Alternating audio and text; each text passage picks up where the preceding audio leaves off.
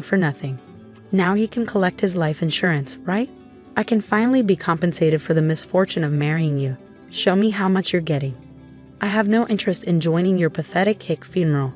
The words my husband spoke were not condolences, but outright insults directed at my father and me. To make matters worse, he tossed coins from his pocket at me, calling it his contribution to the gift of assistance. The once kind man who had given me that lucky dime and encouragement is nowhere to be seen. How did it all come to this? My vision was blurred by tears of rage and misery. Suddenly, a man appeared before me, playing a crucial role in what would come next. I was 35, working at a confectionery plant. My ex-husband and I had met at a previous job. At that time, I was a fresh graduate, clueless about my work. I made countless mistakes while everyone else seemed to get it right. I thought they were just minor flaws at first, but my struggle to learn new tasks persisted. The company fostered a cutthroat environment, so I was completely lost. When I made mistakes, my colleagues were burdened, and I carried the weight of their frustration.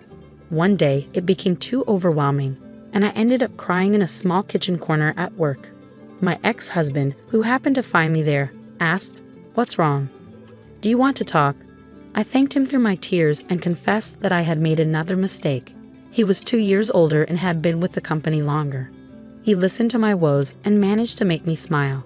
I thought to myself, what a nice guy, and felt a bit better in his presence. He then remembered something and pulled out his wallet.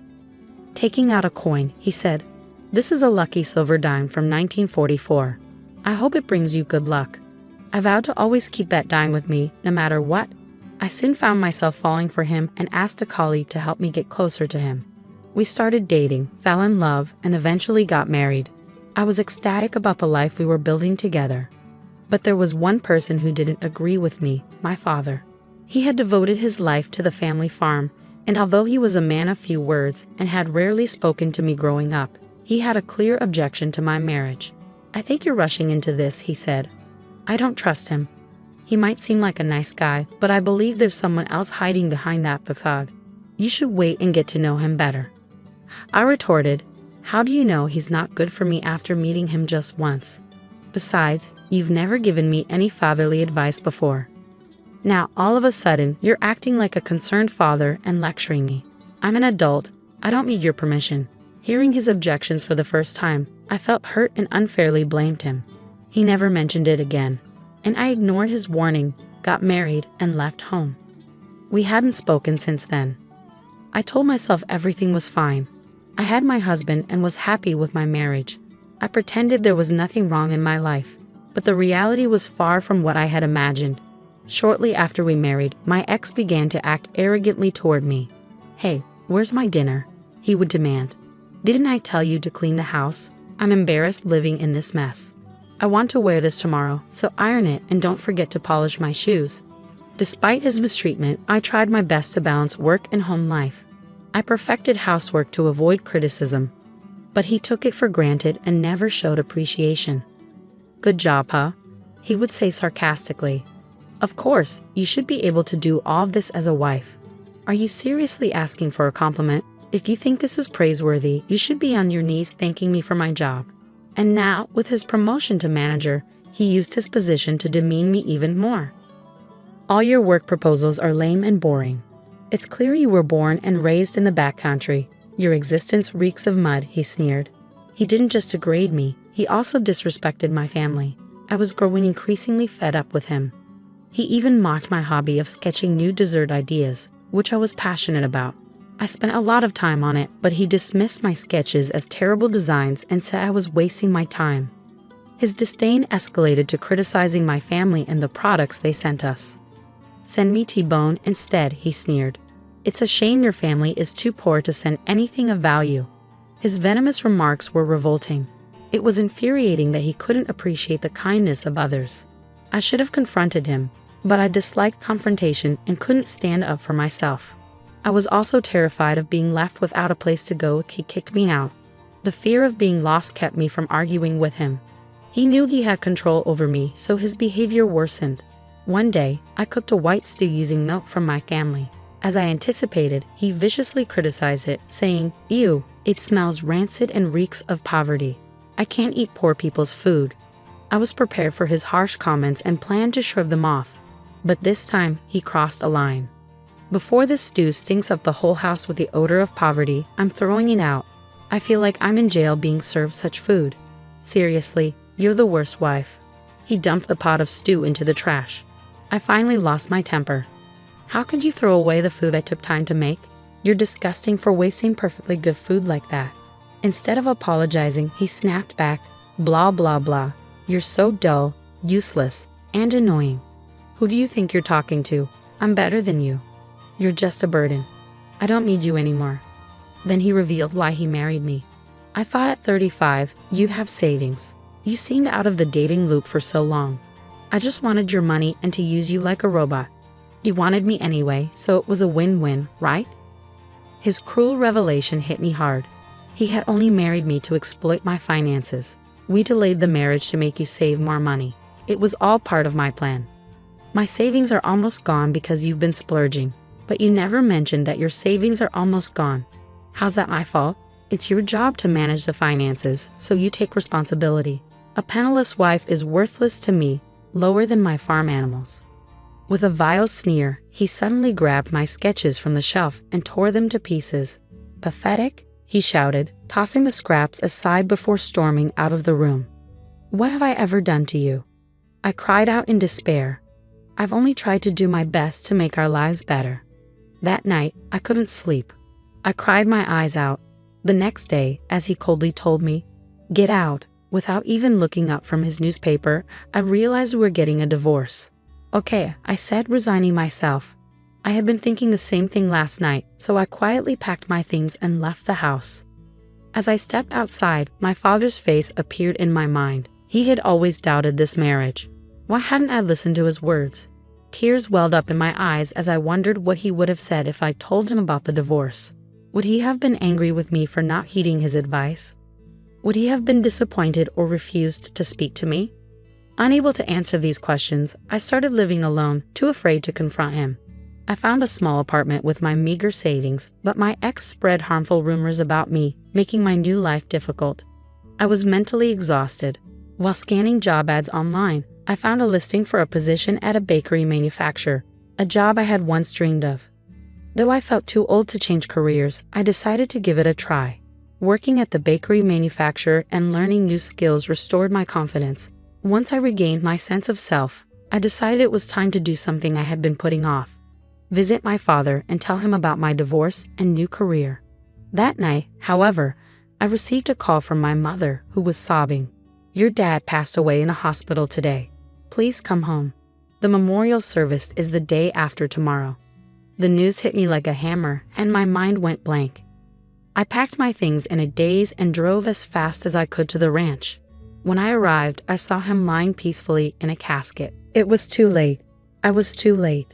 As I looked at my father's shriveled corpse, the reality of my regrets crashed down on me. I hadn't come clean about my divorce or apologized to him. "Why did you leave so soon, Dad?" I whispered through my tears. "I was going to tell you everything. I'm sorry for not coming sooner." I wept into my pillow all night, unable to sleep. 2 days later, his memorial service took place at the ranch. I was so devastated that I felt like a zombie. Then, unexpectedly, my ex appeared before me, having learned of my father's passing through a mutual friend. I had hoped he would show some respect at the service, but my expectations were quickly shattered. "So when are you getting your inheritance?" he demanded. "Since I took care of you, you need to pay me back for that." He continued, "I've been waiting for the country bumpkin to die anyway. This hillbilly memorial is so plain, isn't it? Don't tell me you don't have money. Just sell this useless stuff to get more. This is your chance to prove that marrying you was worth it, even on such a solemn occasion." My ex's behavior was despicable, dishonoring both my father and me. "Leave now. There's no place for a slime ball like you here," I said, outraged. But he didn't care and persisted. "Pay me, then I'll leave. I don't even want to be in this crappy town.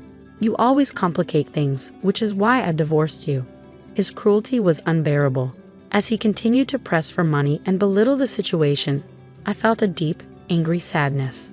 He sneered at me, blaming me for our divorce, even though we were at the far corner of the room, away from the others. People were beginning to notice the commotion.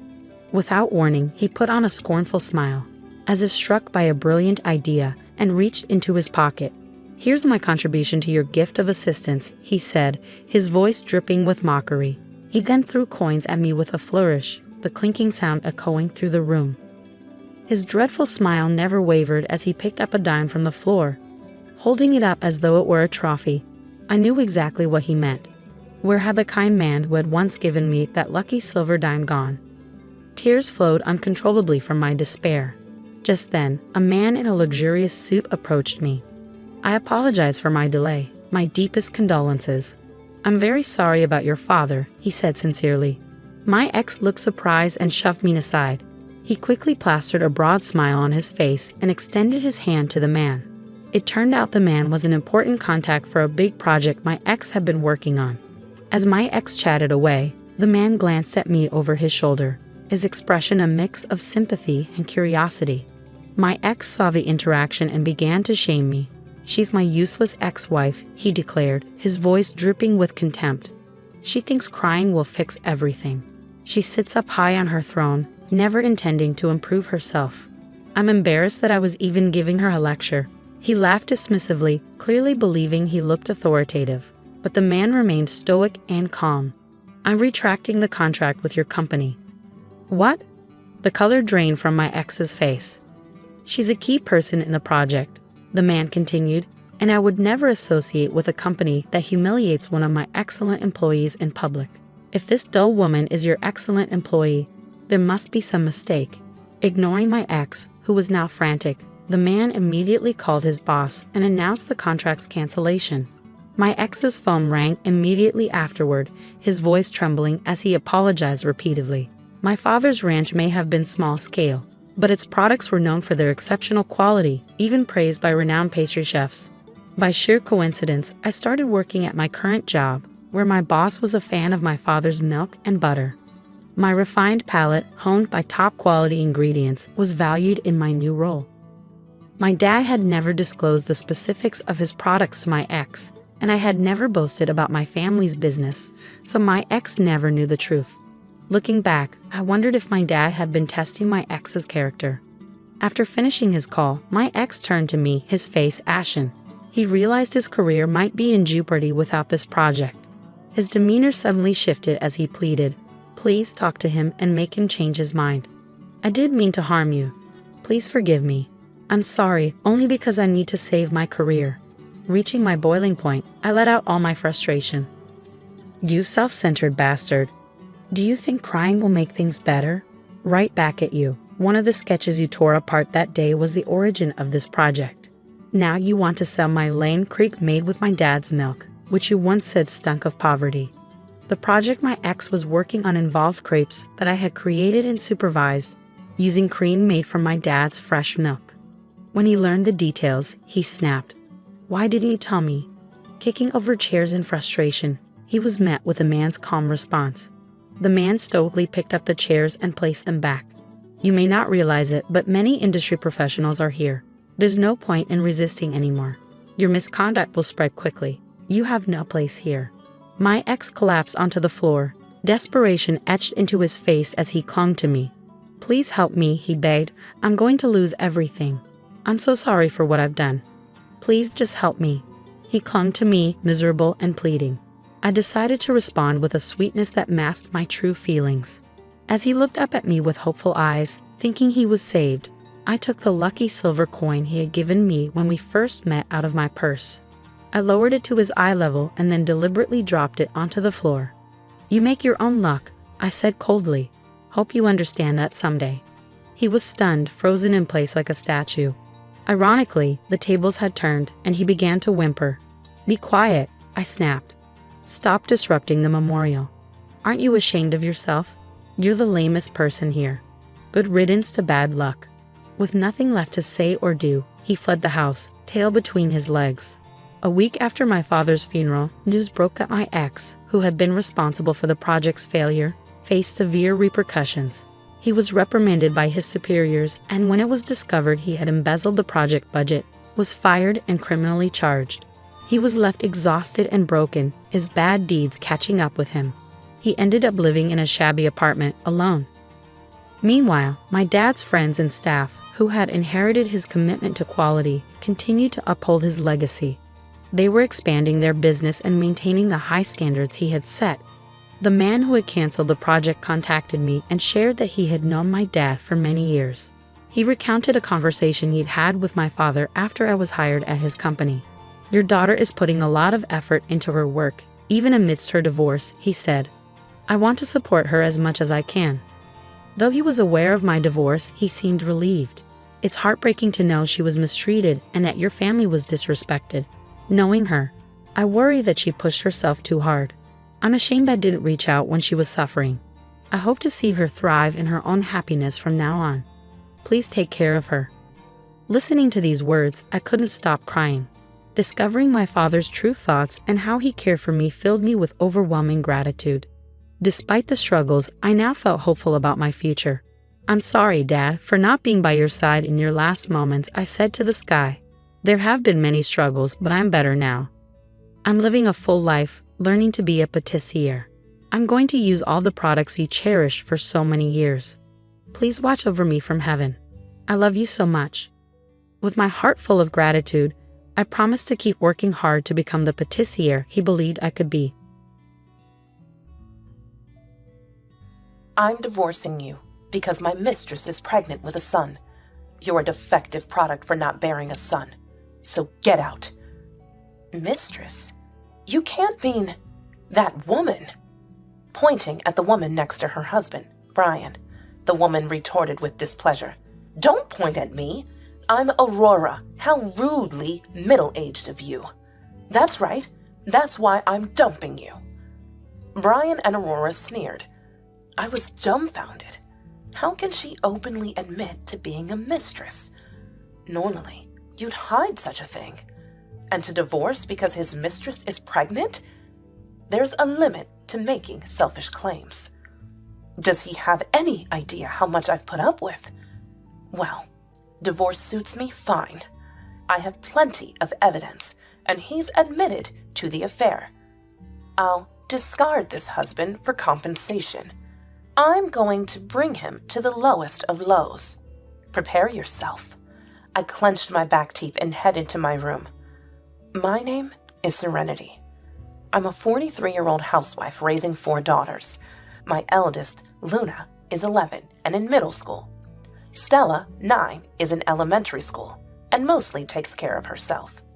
But the younger 2, 5-year-old twins, Mary and Lily, still need a lot of support. Still, I cherish being able to care for them now. It makes these precious days all the more enjoyable. You might think we have a happy family, but in reality, we don't. The in-laws I live with, Dominic and Hazel, are always complaining about me, and Brian is hardly ever home. Our marital and family relationships are as bad as they can get. Brian must be cheating with someone somewhere.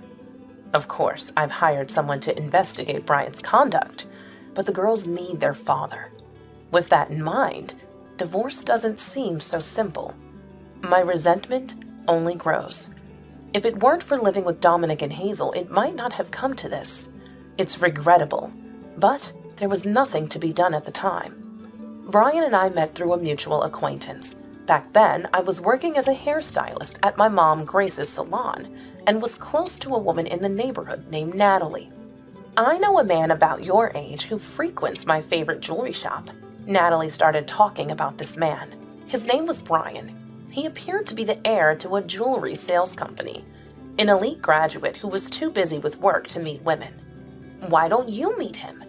I'm not in the same league as an elite. It's just a meeting. Eventually, I couldn't refuse and agreed to meet Brian. But when we actually met, we hit it off surprisingly well. I was impressed by his fondness for children, and his elite status made him quite smooth in handling things. That's how we started dating with marriage in mind. After Brian proposed to me, I accepted the marriage. However, when we went to a family meeting at the in-laws' house, Dominic said to me, "Our family runs a business. Both my wife and I are busy, so we prefer a daughter-in-law who can manage household chores." "I live with my mom, and I take care of the household chores," I replied. Hazel's attitude changed upon hearing this. Oh? If you're good at housework, let's live together. It'll be more convenient for both of us, right? I was surprised. I couldn't see how it was convenient for both of us. But without a chance to express my opinion, the decision was made to live together. I thought it was a mistake, but it was too late for regrets. Brian seemed to agree with the living arrangement. Well, we can discuss living separately once we settle down. Brian will be on my side, so it should be fine. I compromised. This was a big mistake. As soon as we got married, Hazel dumped all the household chores on me.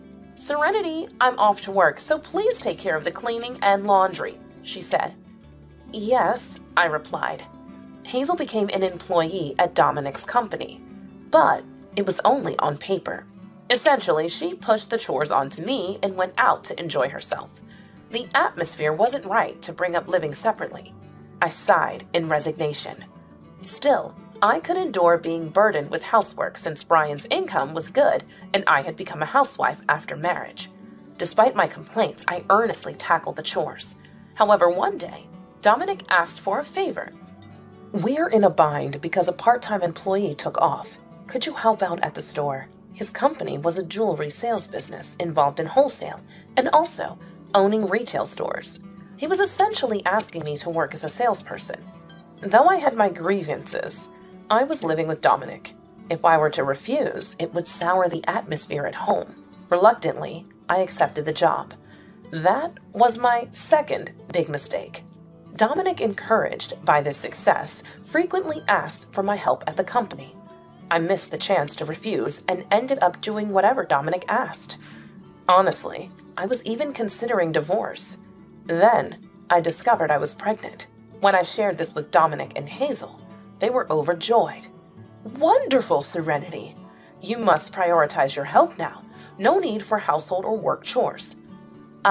Yes, right. I must inform the relatives. Dominic began contacting relatives in a flurry. Watching him, Brian spoke to me. "Sorry, Dad and Mom are just excited." "No, it's okay. I'm happy they're happy." "That's good. Make sure to have a healthy baby." Brian's words were the most encouraging. From that day, my life changed drastically. Hazel took over the household chores she had pushed onto me. Meanwhile, I was able to relax and rest. Dominic no longer asked me to help with work. This way, I can look forward to a calm delivery. Several months later, I gave birth to a healthy baby girl without any complications. However, when Dominic and Hazel came to see the baby, their faces fell with disappointment. Despite feeling anxious, I showed them my daughter. "Look, a healthy girl. We named her Luna." "Oh, that's a nice name," Hazel said, clearly disappointed. Dominic felt the same. "Well, having a sister will make a boy grow up strong. Make sure the next one is a boy," he said. "Yes," I replied, confused. After Dominic and Hazel left, I asked Brian about their strange behavior. Was something wrong with Dominic and them? "Probably because it's a girl," he guessed. "What do you mean?" As I pressed, Brian began to explain with a dejected look. His family had been running a company since his grandfather's time, and as it was a family business, there was a need for a male heir. Dominic and Hazel had been hoping for a boy, so my giving birth to a girl was a disappointment to them. "Well, make sure the next one is a boy," Brian said, looking dissatisfied. I was furious. Was he suggesting that a girl couldn't be a successor? That's not true. Girls can work too. In fact, for jewelry sales, a girl might even have an advantage. What's wrong with these people? I found myself wanting a divorce right away. But with Luna here, that wasn't an option. I'll endure at least until Luna is grown. After being discharged from the hospital, my life reverted to how it was before pregnancy. Every day, I was burdened with household and work duties, on top of taking care of Luna. Enduring the pain, I carried on with my life. Eventually, I became pregnant again, but once more, it was a girl. We named her Stella, but Dominic, Hazel, and even Brian showed little interest. Years passed, and I experienced my third pregnancy, which turned out to be twin girls. Predictably, Dominic, Hazel, and Brian showed no interest, even going as far to dump more household chores on me. Even after giving birth to the twins, Mary and Lily, the situation didn't change. I started seriously considering divorce. Then, Brian and I had a heated argument over educational policies. She's just a girl, she'll be fine on her own. Nowadays, girls also need to study with college in mind. Huh? As long as a woman looks good, she can get married. She doesn't need to study. Brian and I argued like this every day. Naturally, our relationship progressively worsened. Eventually, Brian began to spend nights away from home. He must be having an affair, I thought, growing angry. Enduring this isn't good for my health. I visited a detective agency nearby and requested an investigation into Brian's behavior. It'll take a few weeks for the results. I better prepare for everything. I made up my mind. First, I would explain the situation to my daughters. Dad and Mom might not be able to get along anymore. Mary and Lily looked confused, but Luna and Stella seemed to understand. I'm fine. I hate Dad anyway. Yeah, Dad is always angry, so I don't like him either. It seems my daughters take after me. With this, I can find the right time to bring up divorce. I felt relieved. Then, one Sunday morning, someone visited early. Who could it be? As I wondered, Brian came in with a guest. Serenity, we need to talk. Brian had brought a young woman with him who was smiling oddly, pleased with herself, and wore flashy makeup. Since you couldn't give me an heir, I found a woman who can. What? A woman who can produce an heir? Isn't that cheating? Confused, Brian continued, stroking the woman's belly. Well, that's the situation. At that moment, I understood everything. Brian continued with a nasty grin. I'm divorcing you because my mistress is pregnant with a son. You're a defective product for not bearing a son. So get out. Mistress? You can't mean that woman. Pointing at the woman next to Brian. Then the woman retorted, displeased. Don't point at me. I'm Aurora. How rude of a middle-aged woman. Exactly. That's why I'm dumping you. Brian and Aurora sneered together. I was dumbfounded. How can she openly admit to being a mistress? Normally, you'd hide such a thing. And to divorce because his mistress is pregnant? He should limit his selfishness. Does he have any idea how much I've tolerated? Well, divorce suits me fine. I have plenty of evidence, and he's admitted to the affair. I'll discard this husband for compensation. I'll make sure he hits rock bottom. Be prepared. I clenched my back teeth and headed to my room. There, I noticed my 4 daughters outside the room. Holding them close, I whispered, I couldn't make up with Dad. Don't cry, Mom. We're here for you. Luna comforted me. I hugged my 4 daughters tightly. Then we began preparing to move. I contacted a moving company and also called my mom, Grace. Mom? About what happened recently. It didn't work out, did it? Mom gently asked. I had informed her when I requested the investigation. It seems Brian is cheating, so I might get a divorce. Yeah, that's right. Then you've got a tough road ahead. Come back home immediately. I'm preparing everything. Thank you, Mom. Later, I moved back to my parents' house with my 4 daughters. Although I had been worried, my daughters didn't seem down. In fact, they were happy to go to their grandma's house. But that doesn't resolve everything. The discussions about child support and compensation weren't finished yet. Moving back, I could resume working as a hairstylist like before. But it would be tough without child support. I hope we can have a reasonable discussion. That was my only concern. After moving, I started discussions with Brian about compensation in the divorce proceedings. But, as expected, we were at an impasse. You're divorcing me because you cheated. It's because you couldn't bear a son. I haven't done anything wrong, Brian boldly claimed. Does he not think cheating is wrong? I was appalled by his childish attitude. Eventually, months passed without any resolution. By then, Brian had stopped answering my calls. I guess I have no choice but to go to his office. I was contemplating this when suddenly my mobile phone rang. It was Brian on the other end. "Serenity, can you talk right now?" "After all this time avoiding me, now you want to talk? How self-centered," I retorted with displeasure. Brian went silent, so I hurried to continue before he could hang up. "So, what do you want to talk about?" "I was wondering, would you consider remarrying me?" I thought I had misheard, so I asked Brian to clarify. "Did you just say remarry?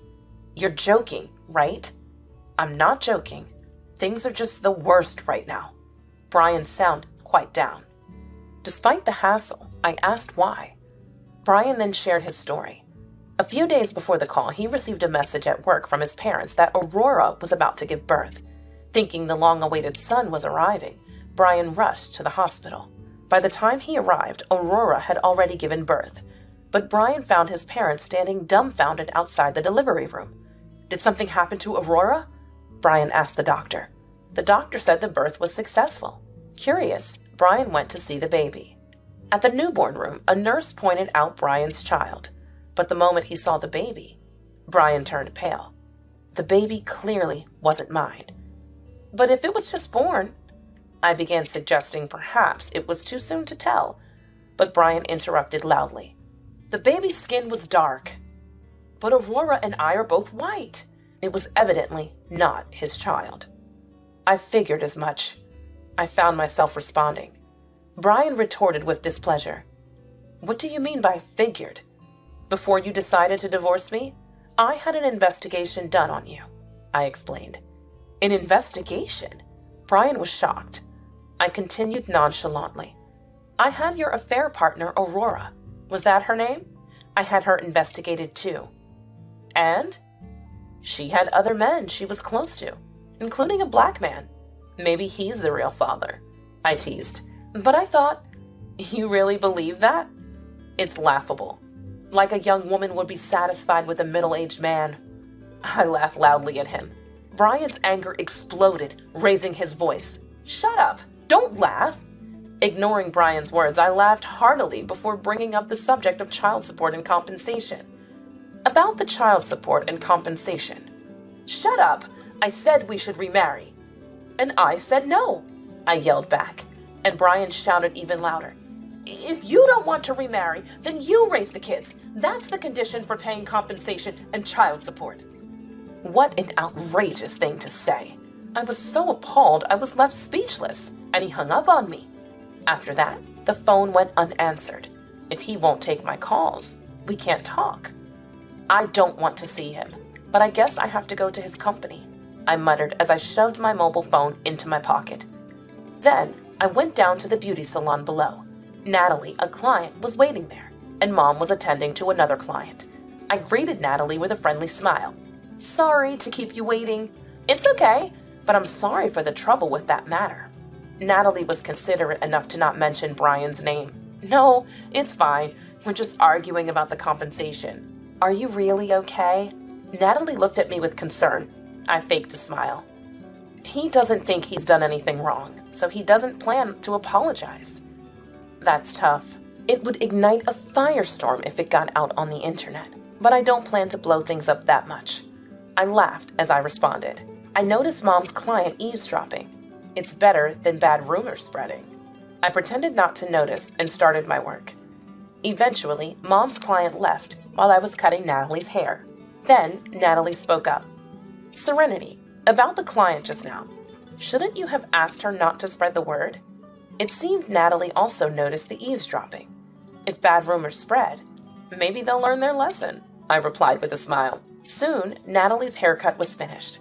I left the rest to Mom and retreated to the back. Then I tried calling Brian again, but he didn't answer. A few days later, on a day the beauty salon was closed, I went to Brian's company. However, Brian wasn't there. I was told he was at the store. Reluctantly, I headed to the store. As soon as I entered, I heard a familiar voice. "Oh, what brings you here?" Looking up, I saw Hazel standing at the counter. "It's been a while. How vulgar of you to barge in here." Despite her bold words, Hazel seemed somewhat emaciated, likely affected by the revelation that Aurora's child wasn't Brian's. I addressed Hazel with a disdainful smile. Can't help it, he's been avoiding me. What did you say? I just want to be compensated. How do you plan to take responsibility? My words caused a stir among the customers in the store. Hazel, sensing the situation, began to panic suddenly. Please, not here, stop this. But it's all about settling with money, right? That's better, isn't it? I said this exaggeratedly, causing quite a commotion around us. Unable to bear it, Hazel grabbed my hand and led me to the back of the store where Brian was working. Hazel addressed him. Brian, you have a visitor. Brian looked up, and our eyes met. Serenity? Since you've been ignoring me, I had to come to you. No, I wasn't ignoring you. It's just that... Brian became flustered. I told him, laughing. What about the child support and compensation? That is, well, you can pay, right, Mr. Future President? I said this sarcastically. Brian finally seemed to give in. All right, I'll pay. Just stop. This way, the discussion about child support and compensation finally began. However, this wasn't really a discussion. The details of the compensation had already been decided. It was just a matter of Brian agreeing and signing. He had been avoiding this because he was fixated on remarrying me. My visit was also to firmly reject any talk of remarriage. I watched Brian sign with a mocking smile. After leaving the store, I was approached by Aurora. She was wearing miserable clothes, a far cry from her appearance that day. Long time no see. What happened to you? You look terrible. I said this mockingly, and Aurora scowled. It's your fault because you wouldn't take the child. Aurora was kicked out by Brian because I refused to take her child, and she was blaming me. She didn't seem to understand the concept of reaping what you sow. However, this meant I would be criticized, so I diverted Aurora's attention. Don't complain to me. Ask Brian for child support. But Brian is angry that my child isn't his. Aurora looked down. I smirked unpleasantly. I'm sure he'll listen now. He was in a good mood since he listened to me. Of course, that was a lie. However, if Aurora entered the store, an argument was bound to happen. But then it would seem as if, following our previous interaction, a disturbance had occurred. Brian's company's reputation could be destroyed in an instant. That's what I thought. Is that so? Then I'll go. Aurora entered the store. I watched her go and then walked away from the shop. I didn't check what happened, but that evening, local news reported a woman causing a disturbance in the store.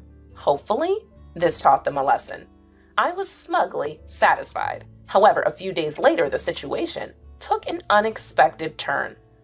This was a few days after I met with Brian. While preparing to open the shop, the store's phone rang. Thank you for calling. Is this for a reservation? I assumed it was a customer and responded with the usual greeting. However, what came through the phone was Hazel's voice, mixed with the sound of a commotion. This isn't about a reservation. What have you done? Hazel? I asked, taken aback. Hazel raised her voice.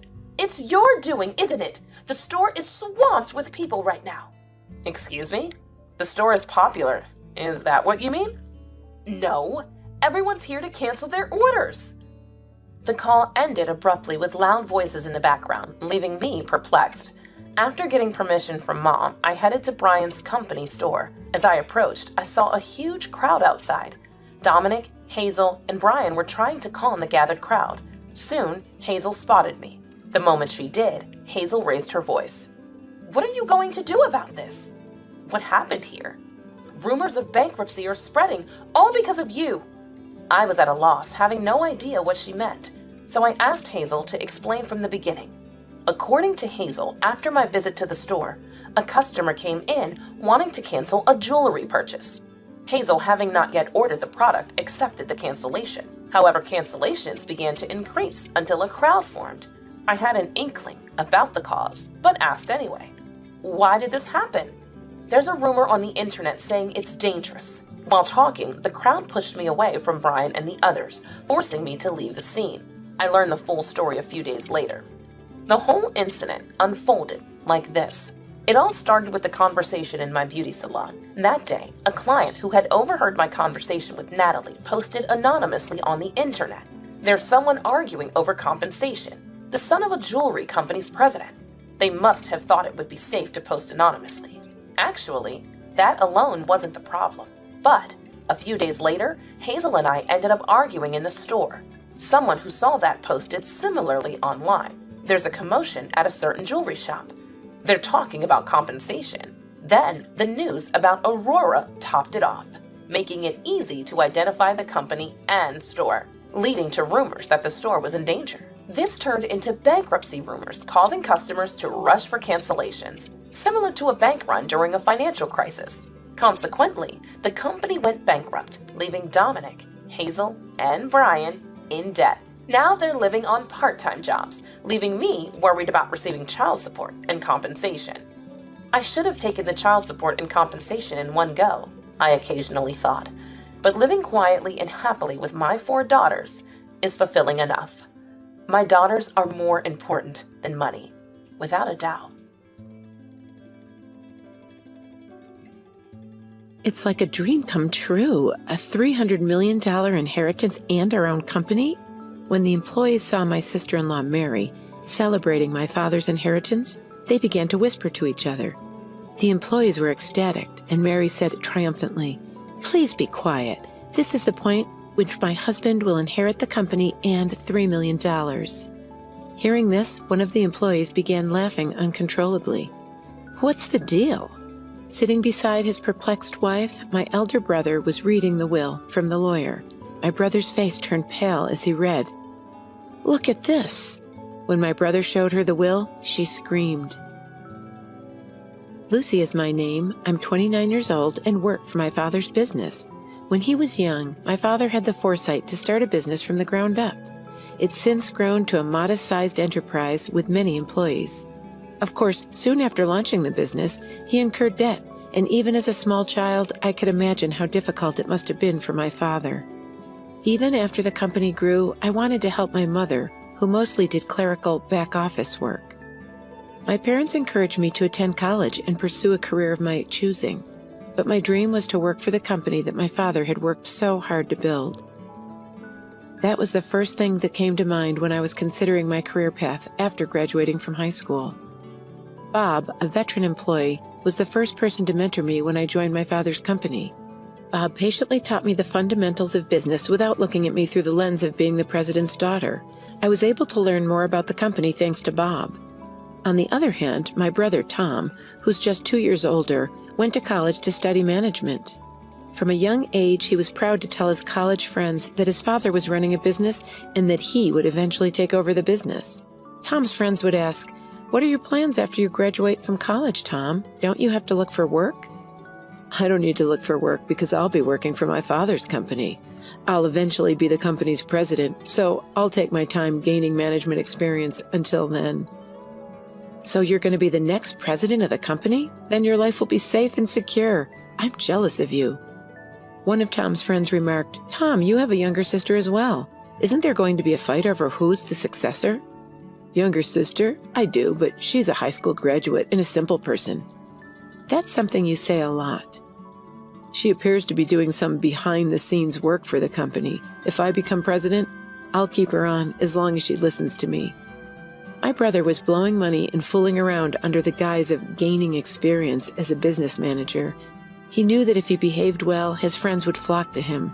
There was no end to the number of women who wanted to date him because of his position as the company's next president. My brother chose the most flamboyant and attractive woman to marry. Mary was her name. After a lavish wedding, my brother and Mary went on a honeymoon abroad, built a mansion, and began their married life together. This was all done, according to him, to obtain the status of company president. Mary appeared to be content with her life with Tom, who listened to her every wish and allowed her to enjoy all of life's luxuries. I'm sure she wouldn't be interested in a life like mine, one where I work alongside my mother as a humble backstage employee in my father's company. "Lucy, you don't look like the CEO's daughter, do you?" she asked. "You don't appear to be the daughter of the company's president." Mary would often look at me and laugh whenever we met at family gatherings. I don't like to live a lavish lifestyle, I said.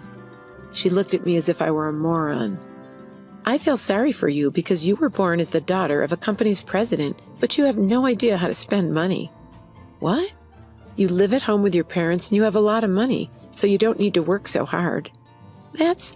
Beside, with your title as president's daughter, shouldn't the men be flocking to you? My brother agreed. I'm sure that's true. Lucy's always been very modest, so no one would imagine that her father is the president. And apparently, she treats the other employees normally. Not come as a surprise. There are still many things I don't understand about my job. Many of my coworkers are better at their jobs than I am, so I can't act like a big shot, I refuted. But my brother said, astounded, "That's why you're useless. A boss should be able to stand tall so that he's not derided by his subordinates, such as his employees. Allow the other employees to handle the simple, tedious tasks." I suppose my father and I are the only bosses in this house. You should not look down on your subordinates, no matter how powerful you are. My father, too. My brother cut me off when I tried to respond, looking annoyed and frustrated with me. He said, "A logical woman is not well liked by men." After my brother spoke up, Mary followed. "If you keep saying things like that, I'm sure you'll never get married. You should try to make yourself more appealing. Don't you agree, Tom?"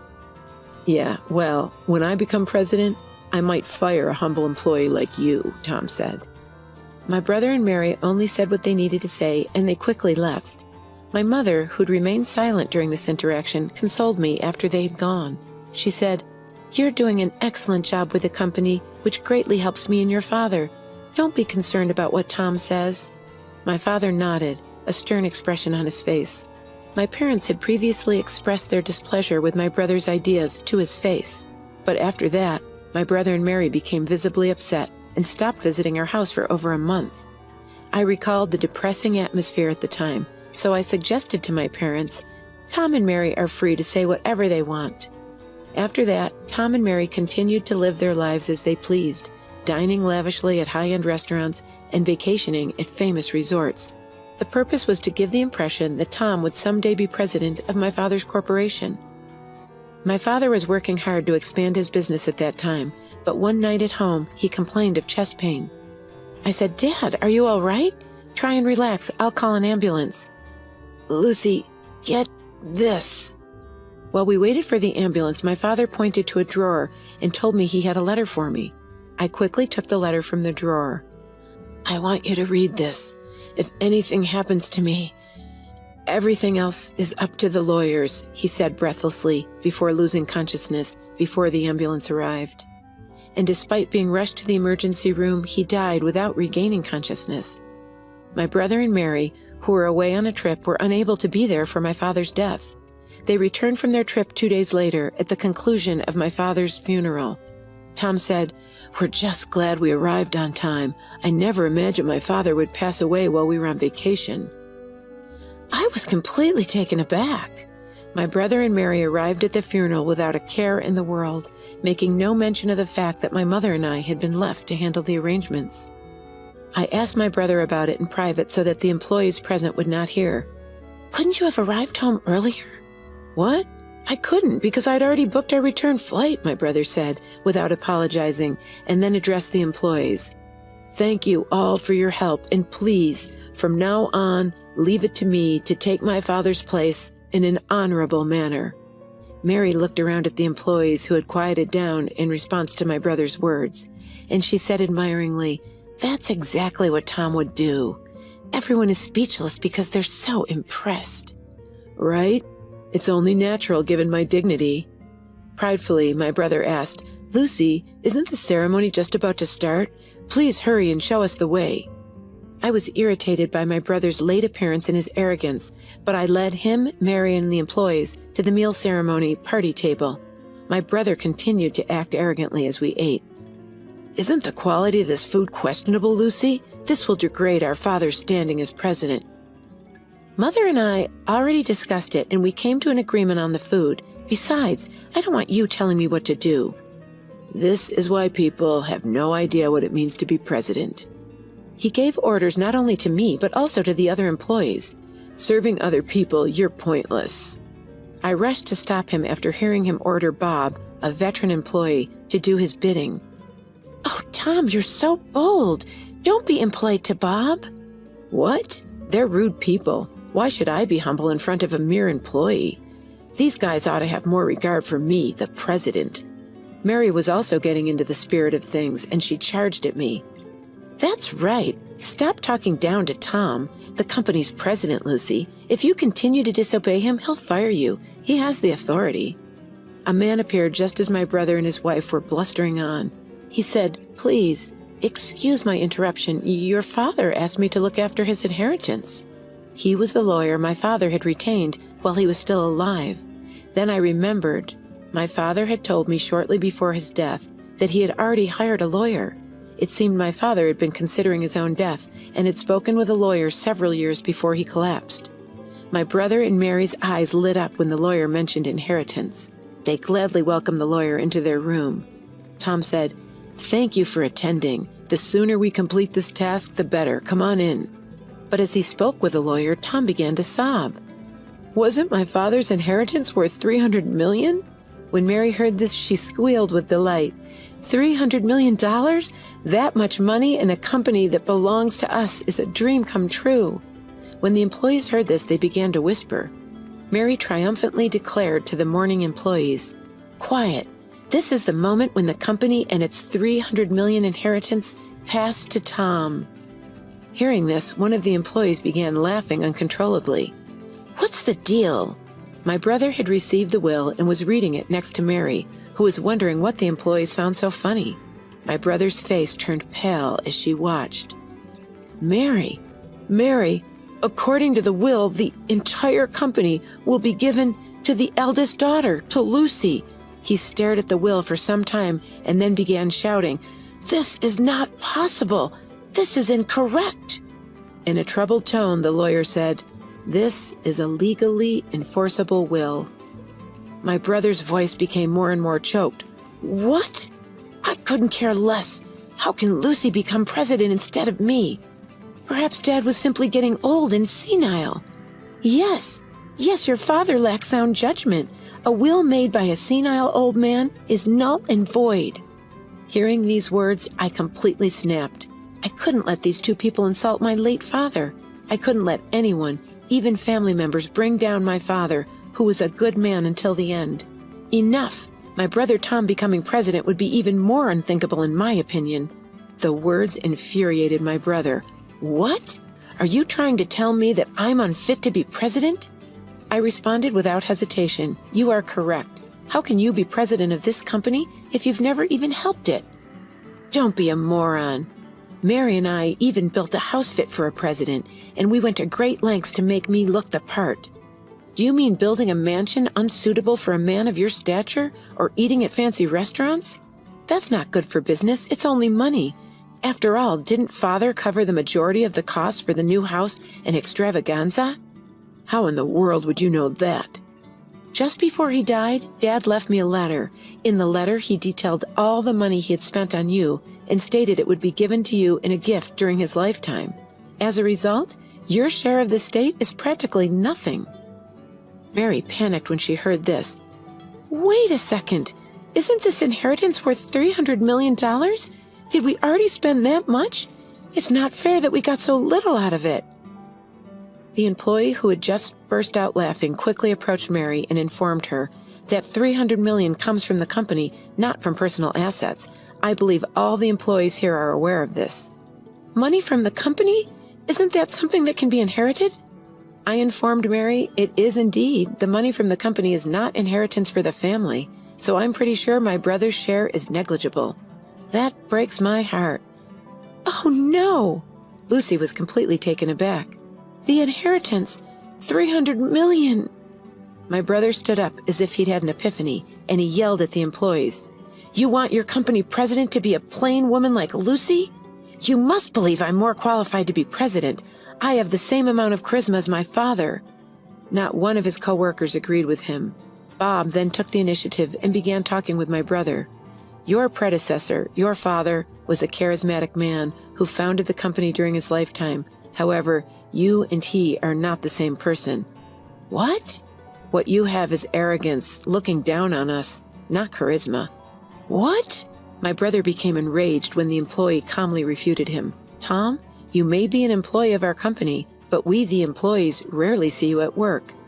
"That's because I don't have time to do any work for the company. I was too busy networking with others. I couldn't have time to do work anyone could do."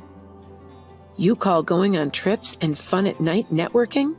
Isn't that all there is to say?" Bob sighed and went on.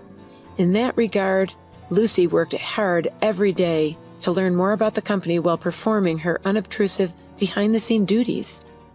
"Bob, I sense the same sincerity in her as in your father. Lucy is the right person for the job, according to all of us at the company." The other employees nodded enthusiastically in response to his words. I was moved and responded, "Thank you very much. To be honest, I'm surprised by the suddenness of the news, but having witnessed my father's enthusiasm for the company firsthand, I care about it just as much as you do. I look forward to your continued assistance." The employees warmly applauded as I bowed deeply. Encouraged by the applause, I said firmly, "All of you here are important friends who have helped our business. Anyone who ignores them is unfit to be employee, let alone company's president. You can be fired by the president." My brother became irritated upon hearing this. "What in the world are you on about? I'm your brother."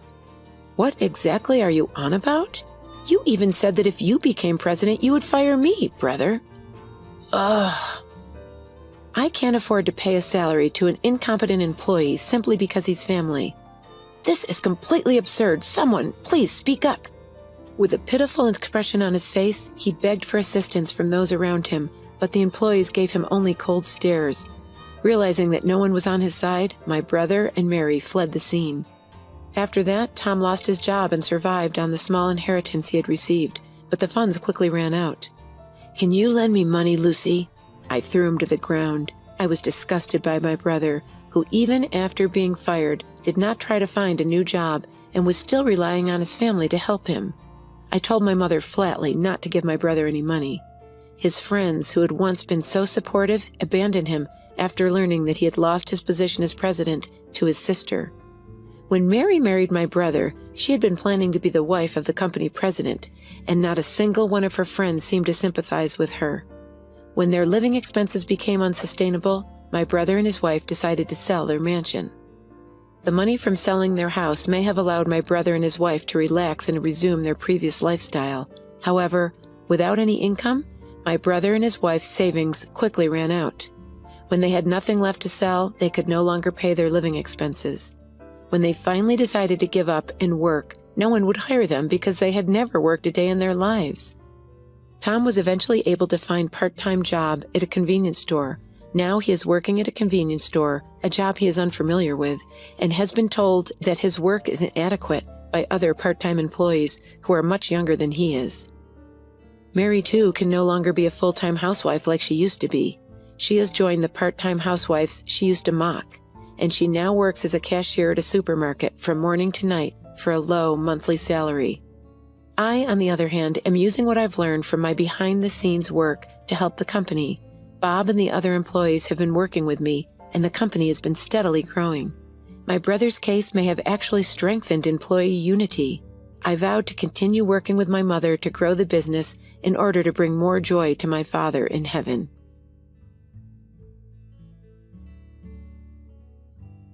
My name is Kim. I'm 45 years old and I've become a health geek as I've started to feel back pain when I get up from bed, so I've been trying my best to run and eat healthy. Come to think of it, for the past few years, I've made only one wish when I pay a visit to a shrine on New Year's Day. May I stay healthy. In the past, I used to make a wish like, may I get along with the boy in the next class. I can feel my age from even the most humble of places. Today, I would like to talk about the time before I became a health geek. I hope you'll listen to it. Let me take you back 10 years ago. I was 35 years old, as cute as an idol, and everyone would look at me when I walked down the street. I'm sorry, that's a lie. I wish I looked like that back then. During that time back then, I quit the company I was working for and was guarding my home as best as I could. My brother, Scott, who is 2 years older than me, said to me, "I'm going to get married," and brought a beautiful woman to our house. I was really impressed by her captivating beauty. It's like she was shining. She was wearing heavy makeup and fake eyelashes. Fake eyelashes were made to make eyes look bigger, but there were also glitter on the tips of her lashes. Her lips were glistening with gloss. To be honest, I was worried that she might catch a fly or something. Her hair was loosely curled, which gave it just the right amount of loose texture, and her nails were so finely designed that one could tell at a glance that they had been done at a salon. This is a pro. She's not one of those girls, that's for sure. At that moment, the house felt like a nightclub, I thought. My parents were probably a bit puzzled as well. My prediction came true.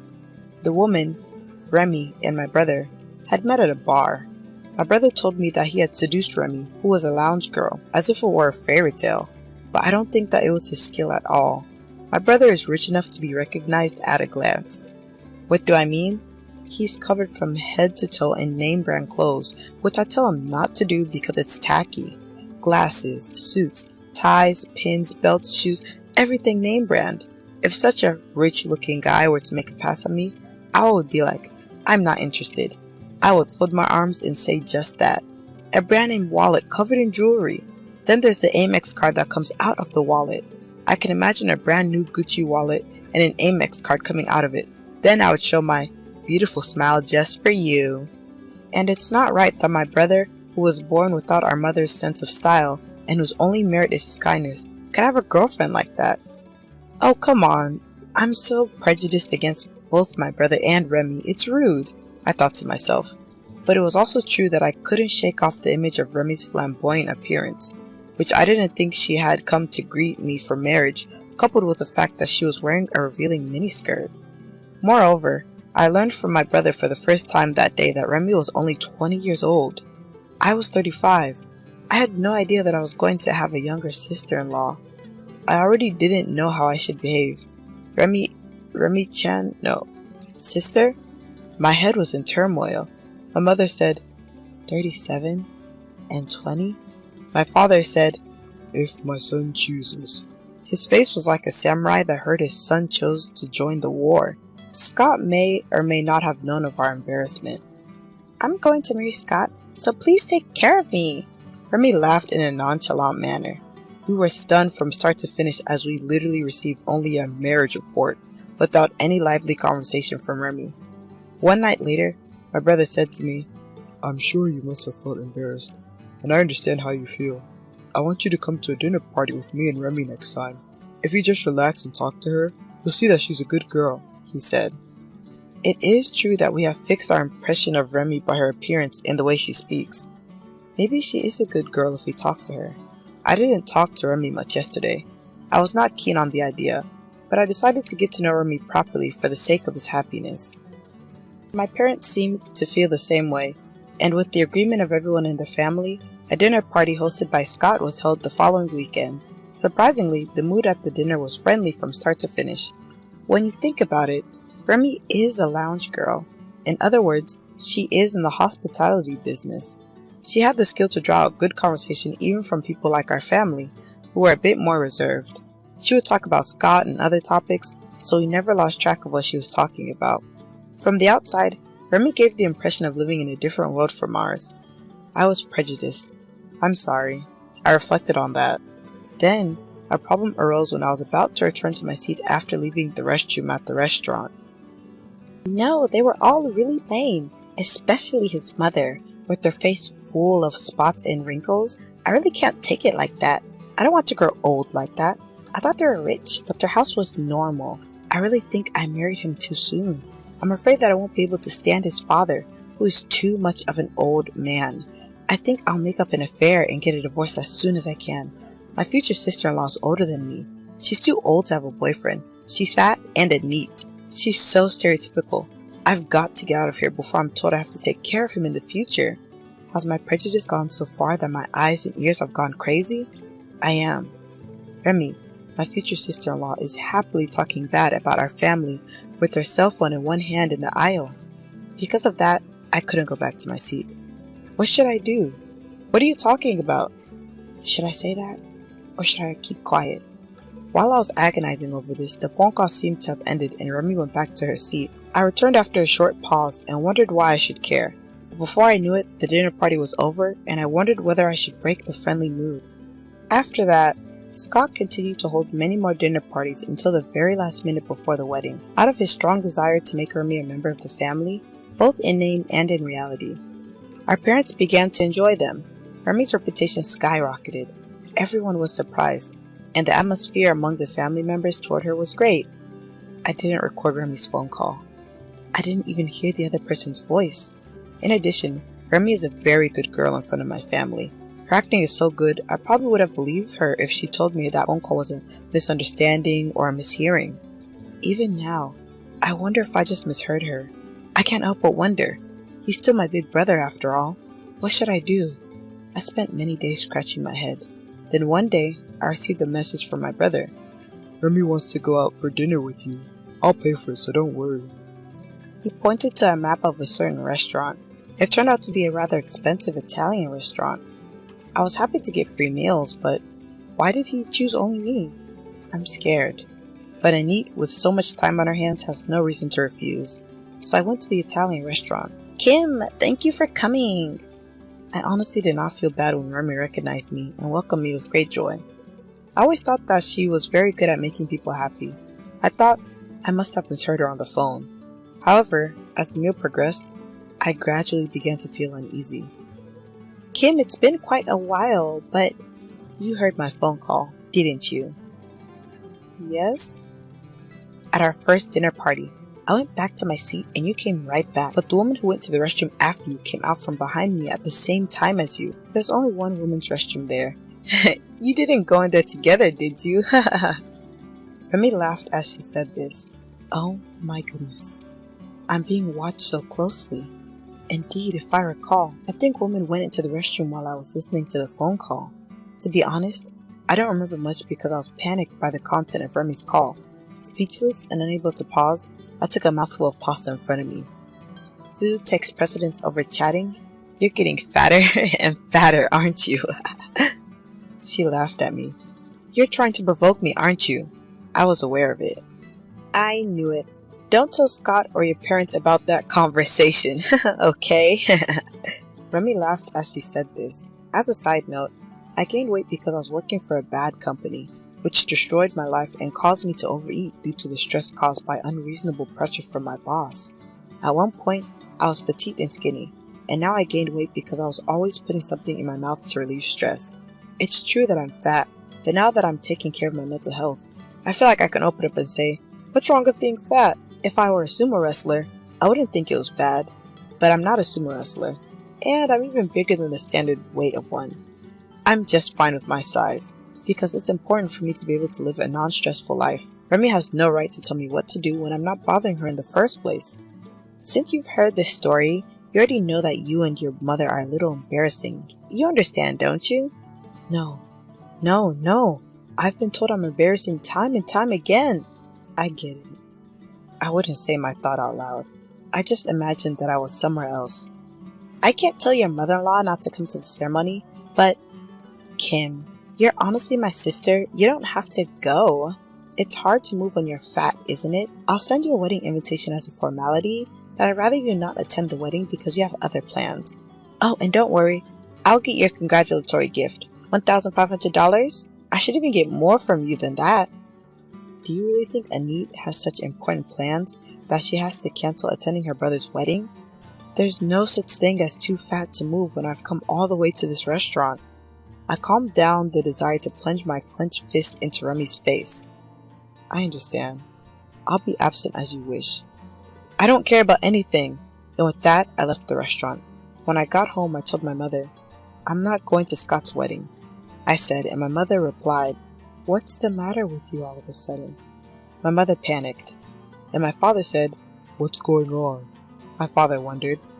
Remy told me that she'll take the congratulatory gift of $1,500 from me and asked me not to come to the wedding. Fat people are embarrassing. I summarized a bit, but it was the same thing. Really? Remy said that? My father and mother, who could not hide the puzzled look on their faces, as if to say, I can't believe it, but I can't believe my daughter would tell a lie. I understand, because I've been feeling the same way as you right now. But listen to this. I gently placed the recorder on the table.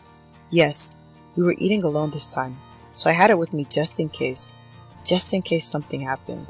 I wanted to have proof this time. When Remy asked me if I had been eavesdropping on phone calls, I turned it on.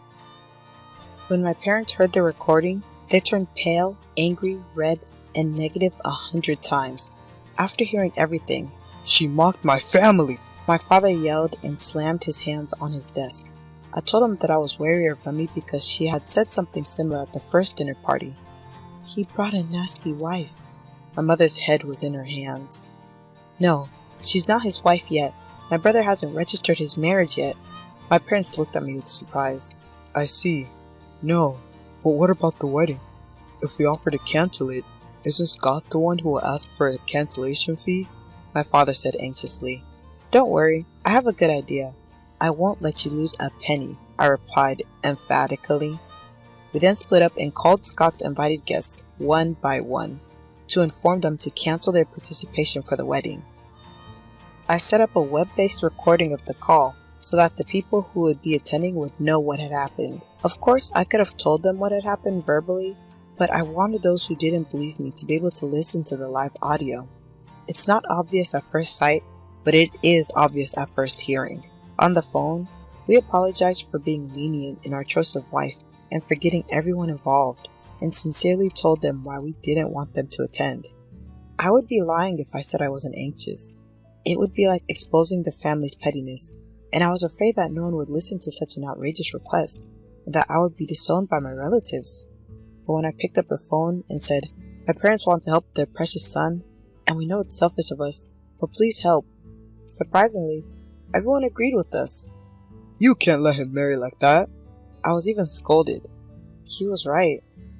In the end, we managed to inform everyone about the situation and get them to not attend the wedding. We told the wedding hall that due to a series of circumstances, the groom's side would not be attending, except for people from his business whom we did not have contact information for. We were sorry to have caused so much trouble. If that's the case, then there's nothing to be done about that. I was able to convince them. I think it was more like the heart of the person in charge was moved, rather than the consensus of the wedding hall. I may have given them a hard time behind the scenes, but I will surely remember this kind gesture. Next was Scott. 3 weeks before the wedding, I told him that everyone would not be attending. He was stunned after I told him everything about Remy. I understand, he said. If my brother thinks he wants to get married no matter what, this plan would fail, but that's my sister's instinct. I'm sure he'll be fine. Finally, late on the night before the wedding, a storm broke out at our house. What's going on? Remy stormed into our house with her parents.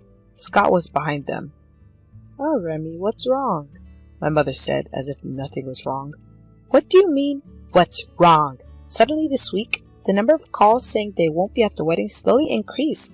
I thought it was strange, so I asked Scott about it, and he said that his family won't be there either.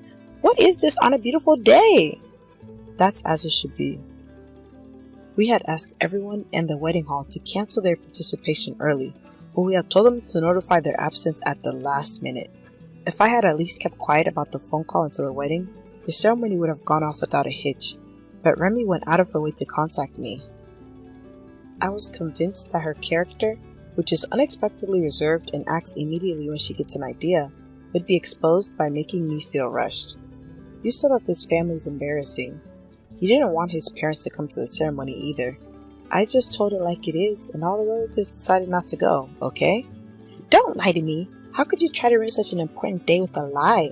The number of attendees is less than half. What are you going to do about it? Remy's father and mother were half crazy. Poor Remy. They hugged her close. What do you mean by this? Do you mean you want to break up the marriage?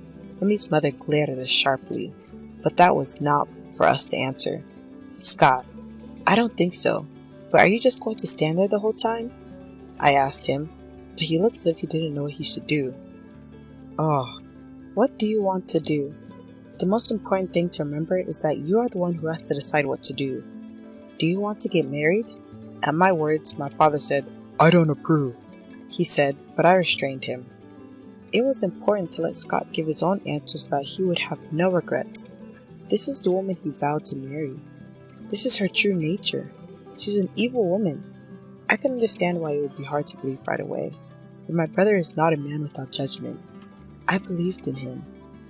I loved Remy, and I really wanted to marry her. You see, Scott's also saying this, so you freaks should look at the situation properly. Remy, thinking she had my brother's words behind her and perhaps loosening up, unintentionally called us "you freaks." My brother seemed to have noticed the change and laughed sadly.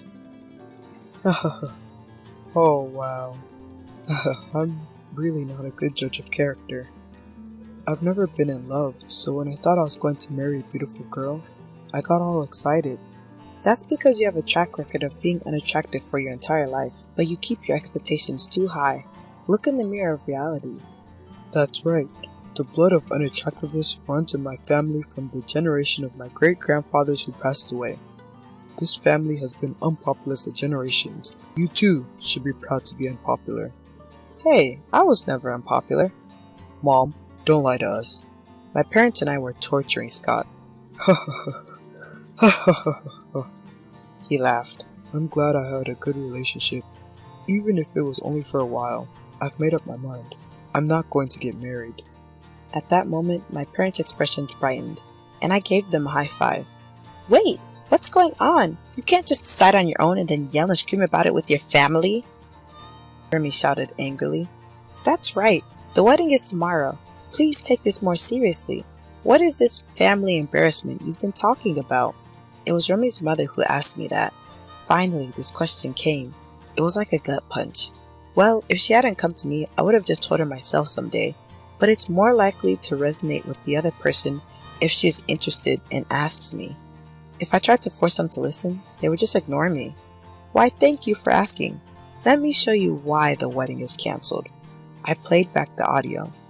Remy's parents' faces gradually turned pale as they listened to the audio. This is why. But Remy was strangely calm. I've heard her say many things about our family in addition to this recording. That's why I was the only one called on this day. And the fact that she herself mentioned it in the audio as the reason why she wanted to see me is the best proof of that. To my words, Remy said, "It's fake."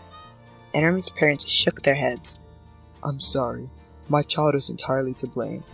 It was Remy's father who spoke up first. I was trying to raise her in a carefree way, but it seems I gave her too much freedom. I'm sorry for causing you trouble. Seeing the father bowing deeply. What? Remy was upset. Wait a minute, Dad! Why are you apologizing? You apologize too. Without a pause, it was Remy's mother who raised her voice. I had no idea that you had become such an insultingly rude girl. I came to your house because I believed in you, and you have brought me so much embarrassment. Don't make me apologize to the family's father. What? What's wrong with you? Even you, Mother? Aren't you on my side? At that moment, Remy's father slapped her cheek with a loud smack. That's enough. Since when did you become such a shallow child? Don't forget that you even ruined Scott's life. Behind Remy's father, Scott was blurting out an extremely heated statement.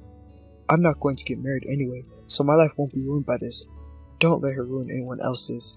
I almost laughed at him. The fact that he was responding more openly than anyone else somehow felt like it was in our family's blood. Scott, I want to let you and the rest of your family know that I am truly sorry about this. Remy's father forced her to bow her head, and her mother bowed her head as well. As if that wasn't enough, Remy's father and mother got down on their knees. Look up! We were so impatient that we said that to them right away. No, I didn't know I was being so rude, but I am ashamed because I didn't know. I can't make amends by humiliating you like this and causing you trouble. The only proper apology is to get down on my knees. To be honest, I didn't feel humiliated, but I could feel Remy's father's thoughts painfully. Let's cancel the wedding. What? Dad? The wedding is already tomorrow. We'll have to pay the cancellation fee in full. So what? You should be thankful that you can settle it with money. You did something that you don't deserve any amount of forgiveness. You should be thankful to your family for exposing her, Scott. Remy's father yelled at us with red eyes. Remy's mother turned her head down in embarrassment. I am so sorry. She bowed her head again and again. Wait a minute! Wait! Dad, I can't pay! We'll pay. You pay us back, no matter how many years it takes, and we'll never see you again. Are you kidding me? She pulled on her father's clothes frantically. Hey! Why am I being kicked out? Dad! Say something! Mom! Remy shouted. If you were a girl who understood that, you wouldn't be in this situation. If you knew what you were doing, you wouldn't have let this happen. Remy's mother looked at her with deep contempt. "You're kidding." Remy slumped down on the floor in a heap. I chuckled inwardly at this unexpectedly violent turn of events. I wouldn't be surprised if she was disowned. Even if you're plain or fat, you at least have fangs to fight. Don't underestimate us, or you'll be in a lot of pain. Scott, and your family too. As for cancellations, don't worry. We'll pay for the cancellation and all the money you've spent up to this point. I almost smiled, thinking that it was being helpful, but then I put on a serious face. "Thank you very much." I bowed my head. My parents' faces were also flustered, so I tried not to say, "Yay!" I couldn't understand what they were trying to say. Scott, taking advantage of the fact that Remy and her family could not see him, expressed his joy with a small amazing without making a sound. "I know how you feel, but you're the only one who didn't do anything, so calm down a little," I thought to myself. After that, less than a month after the cancellation of the ceremony, Remy's parents gave us $22,000 as a consolation payment, which was the sum of the money spent up to this point, including the betrothal money, in addition to the confectionery money and the cancellation fee. As for the fee, Remy's parents said it would be very difficult if we had to go to court, and we would have to pay the court costs, so Remy's father told me that he would give the price he asked for. We were honestly troubled by the price, but we thought it should be a reasonable amount, so we offered an average amount in the market. However, what Remy's father actually gave us was the amount we had specified, plus $11,000. To be honest, I don't know if we would have received this amount even if we had gone to court. I'm sure that there would have been a lot of crying and stress, because it usually doesn't work out like a fairy tale. I would like to thank Remy's parents for their sincerity. The girl in question was evicted from her home penniless after her parents took all her savings to pay off the debt. She said she had been living half homeless, moving from one friend's house to another, and camping out at train stations when she can't find a place to stay. Her parents seemed to have come to terms with the fact that it was their daughter's own fault, and it didn't matter if she was put in harm's way. I think that her parents have finally started showing her tough love. I have told her to show her face once a month to repay the loan, so I can confirm her survival. How complicated it must have been for her parents during that situation. 10 years have passed since then. He married his wife, who was not flashy or dazzling at all, but was an excellent cook who worked at a Japanese kappa restaurant. Since Scott loved to eat and walk around, she must have literally grabbed him by the stomach. Since getting married, he rarely eats out, but flies home to enjoy his wife's delicious cooking, and I honestly didn't want to work for a company anymore, so I became a freelance translator. I was already somewhat familiar with languages from my previous job, where I had been involved in sales and marketing to foreigners. When I learned that freelance translators were in demand, I studied hard and was able to successfully achieve my goal. I'm now earning a significantly larger annual salary in a much looser environment than when I was working for that bad company. What was also lucky was that when I was immersed in my studies, my overindulgence completely retracted, and I returned to my lowest weight before I started working. I'm no longer fat or skinny, but average. Well, I don't know if average is something to be proud of. I don't know if I'm proud to call myself average, but I'm very happy to be back to my normal. And thanks to my translation work, I married a beautiful looking husband from England, if I do say so myself. When I introduced him to my family, Scott said, "You're cheating," or, "You won't fall for the plain gene in you." Needless to say, I was told a lot. My husband, holding a picture of the Japanese novelist Murasaki Shikibu in one hand, said, "Kim's face is very Japanese. I really like Kim's Japanese-like face," he said. In case you're wondering, my husband did not offend me at all. He was really complimenting me. It's a complicated situation, but since my husband liked me, I think it's okay if I look like Murasaki Shikibu. My daughter is now 4 years old, and although we live in a strange house where English and Japanese are mixed together, it is a very lively and happy life. Speaking of worries, my daughter's bedtime reading is a picture book of the tale of Genji, one of Murasaki's novels. I thought, how can she sleep with this? I wondered if this would help her sleep, but surprisingly, she seems to like it, and today she fell asleep peacefully. Come on, what's with that attitude? You could at least cooperate for the New Year's celebration. Don't you think it's embarrassing that we're the only ones without any family around while everyone else's relatives are here? I was too consumed with unbearable pain to listen to what my husband was saying. Oh, wait a second, my stomach hurts really bad right now. I tried to get the point across, but my husband was not listening. What? You're probably faking it. You really are a coward. Please. It really hurts. If I have to go to the hospital, I won't be able to take care of our daughter. Come home now. Seriously, cut it out. I'm telling you not to embarrass me in front of the relatives. Don't embarrass me, just suck it up if your stomach hurts. My husband yelled and then hung up the phone. Exhausted from dealing with him, I sank into a chair only to feel a growing wetness in my lower body. Oh no! My water just broke. I tried to move but was paralyzed by increasing pain. I have to deal with the water breaking, but what about my daughter? I was pondering this when my daughter walked into the room concerned. What's wrong, Mom? My name is Jennifer, a 35-year-old office worker. I live with my husband John, also an office worker, and our third-grade daughter Sarah. I had my daughter when I was 24 and haven't been pregnant since, so I thought I wouldn't have another child. However, I'm pregnant again after 9 years and due this January. As unexpected as this timing is, it's a joyful event that makes my heart race. My daughter is also beyond excited to have a new sibling. Sarah will help out, she says it with such joy.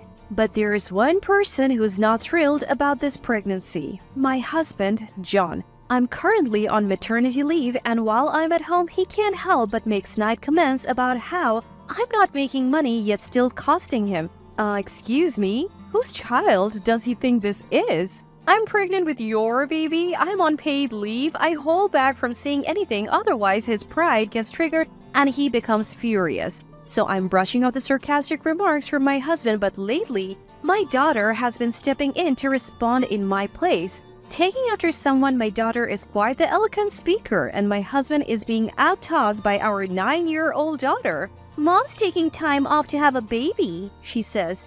Dad, you have no idea how hard childbirth is. You should be supporting her. Mom has been doing housework even while pregnant. Why can't you say such terrible things to Mom, Dad? Whenever she hits him with logic, he flushes red and retreats to his room. Thanks to her, I have been spared from John's nagging, which has been a relief. Sarah has even been reading books on pregnancy and childbirth, educating herself on the topic. I am so proud of how smart she's becoming. Still, it feels wrong to let our daughter witness our marital disputes. Of course, she would prefer if her parents got along. While I'm glad she's on my side, I can't shake off the guilt about John, who's usually out working, so I make sure to at least do all the housework flawlessly. In the midst of all this, an incident that would spark major tension arose.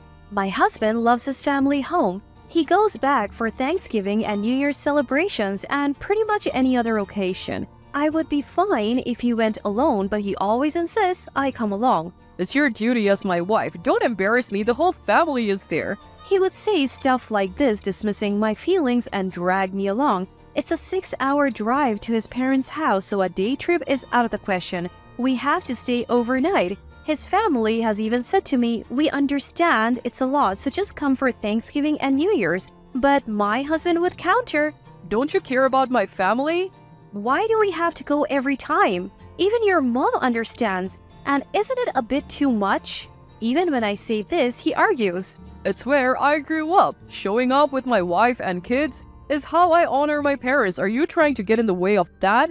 This kind of disagreement happened a lot. In fact, when our daughter was born, I had complications and fainted at his family home, ending up in the hospital. Even so, he insists we should go back for the next New Year's celebration. No matter what happens, I want to stay home this time, I plead. It's not like pregnancy is a sickness. There's no reason to worry, he says. You didn't end up in the hospital this time, right? So it's fine. So, are you using pregnancy as an excuse because you really just don't want to go? He keeps making these baffling statements. Riding in a car for 6 hours while pregnant is just out of the question. I would rather rest at home, especially given what happened last time. I was lucky I didn't have to be hospitalized.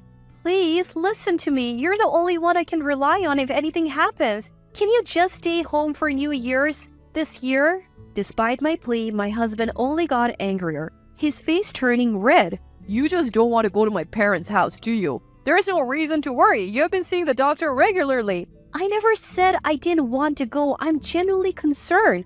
Fine, then you talk to my family about it. With that, he started dialing his parents' house. He handed me the mobile phone. Reluctantly, I took the phone and William, John's brother, answered. William and his wife live with John's parents. In fact, I think it's unnecessary for us to make frequent visits when William and his family are already there. Hello, John.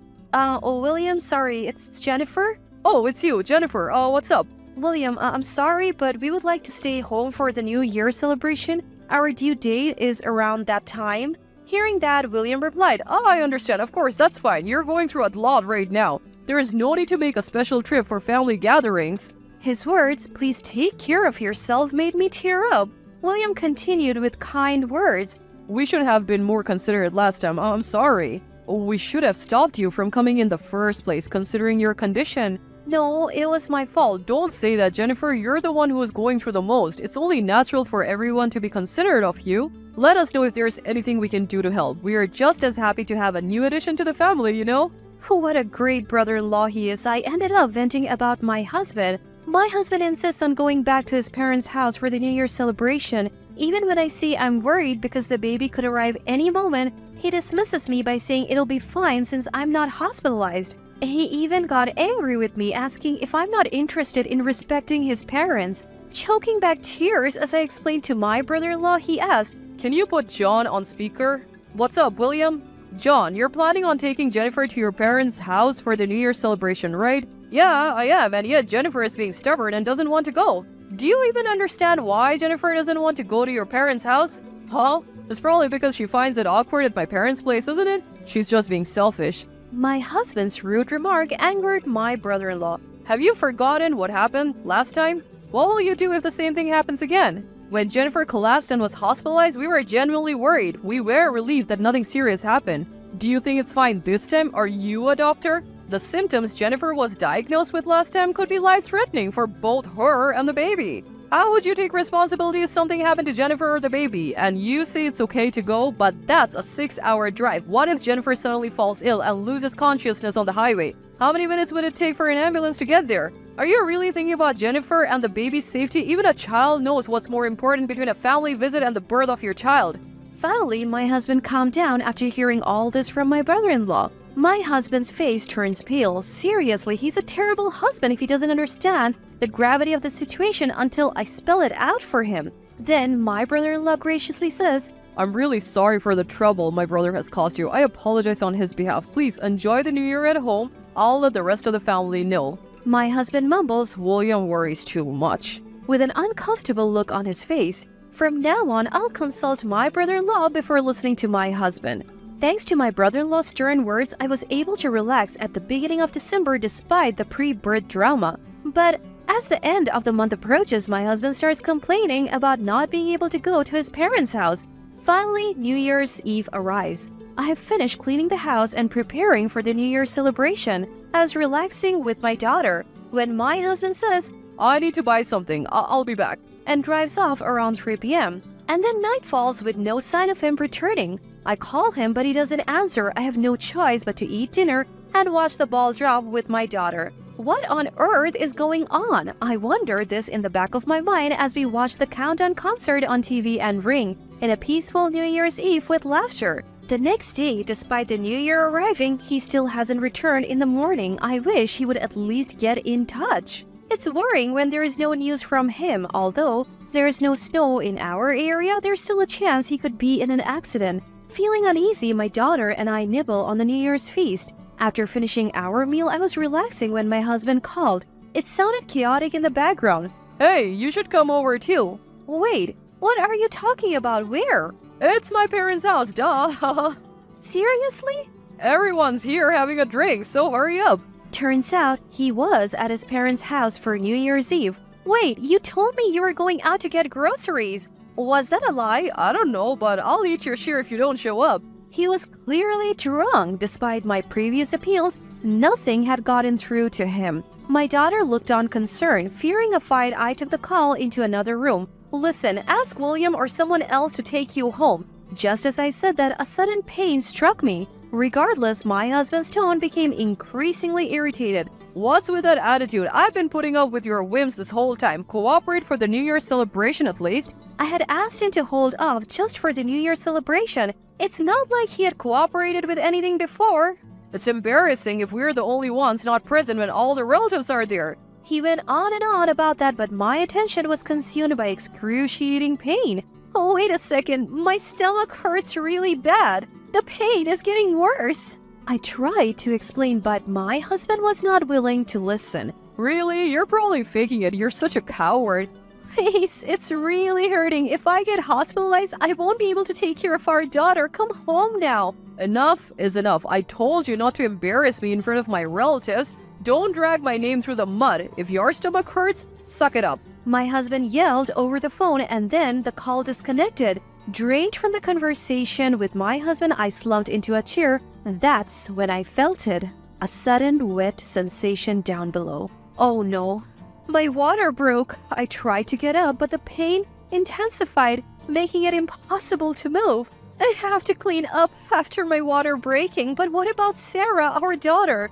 Fighting through the pain and lost in thought, Sarah walked into the room worried. Mom, where's Dad? Sorry, Sarah, can you come here first? What? Mom, what's wrong? Sarah, can you call an ambulance with this phone? Frozen by pain, all I could do was ask for her help. Sarah looked panicked, unsure of what to do. I realized I had never taught her how to call an emergency line. I had to tell her how to do it while I'm still conscious. Just then, Sarah said, I'm going to get the neighbor. And she dashed out of the house. After a minute, our neighbor arrived. Sarah knew she couldn't handle it and immediately called an adult for help. Jennifer, are you okay? I'm calling an ambulance right now. Our neighbor did just that, and in that moment, I was grateful for having such a supportive community. Sarah held my hand and rubbed my back until the ambulance arrived. During the ride, our neighbor contacted my parents. Finally, the ambulance got there. I gave birth later that day. The next day, both parents arrived at the hospital. It's a healthy baby boy born a bit early. Tried reaching out to my husband but couldn't get through. He never showed up. He finally comes on January 3rd, brought by my brother-in-law. Brother-in-law apologized to me even though it wasn't his fault. Sorry, we're late bringing my brother here, he says. He had his phone off since New Year's and didn't realize you were going through all this. Brother-in-law is apologizing while the person who should be apologizing is sulking beside him. Turns out my dad had been trying to call my husband's cell but couldn't get through, so he finally reached him on our home phone. William, I appreciate you coming, but I don't want to see my husband right now. I'm even considering divorce, I say. At this, my previously sullen husband looks up, eyes wide. What? You're getting too full of yourself. Who do you think you are talking about divorce? Brother-in-law is stunned. Hey, John, what are you saying? But my husband keeps insulting me. She's just being dramatic. She probably just wants us to worry about her. Just then, the door to the hospital room opens. What's going on here? It's my dad, Thomas. Oh, Thomas? My husband looks shaken at his arrival. Dad had just taken my daughter out for lunch. John, is this how you speak to my daughter regularly? I mean, answer me clearly. My husband straightens up at my father's angry voice. You accused her of faking it while she was in so much pain? Her water broke. Can you still say that looking at Jennifer now? Enough. She'll be recuperating at my house for a while, and you are not seeing her or the baby until further notice, understand? So you get it now? Seems like my husband finally understood the mess he's made. What's gonna happen when I'm at work? Who's gonna take care of me? I take that back. He's still as useless as ever. Take care of yourself. Our daughter managed to work and handle house chores before going on maternity leave, didn't she? If you're an adult, act like one. My father shouted. My husband still had more complaints, but my brother-in-law intervened. I'm really sorry for my brother's actions. Congratulations on the new arrival. Please accept this gift, even though it's late and not much. My brother-in-law handed us a generous baby gift and then left, taking my husband with him. Dad, I'm really sorry for causing you trouble. When he came to ask for your hand in marriage, I thought he was a more reliable man. After that, I took some time to recover at my parents' home.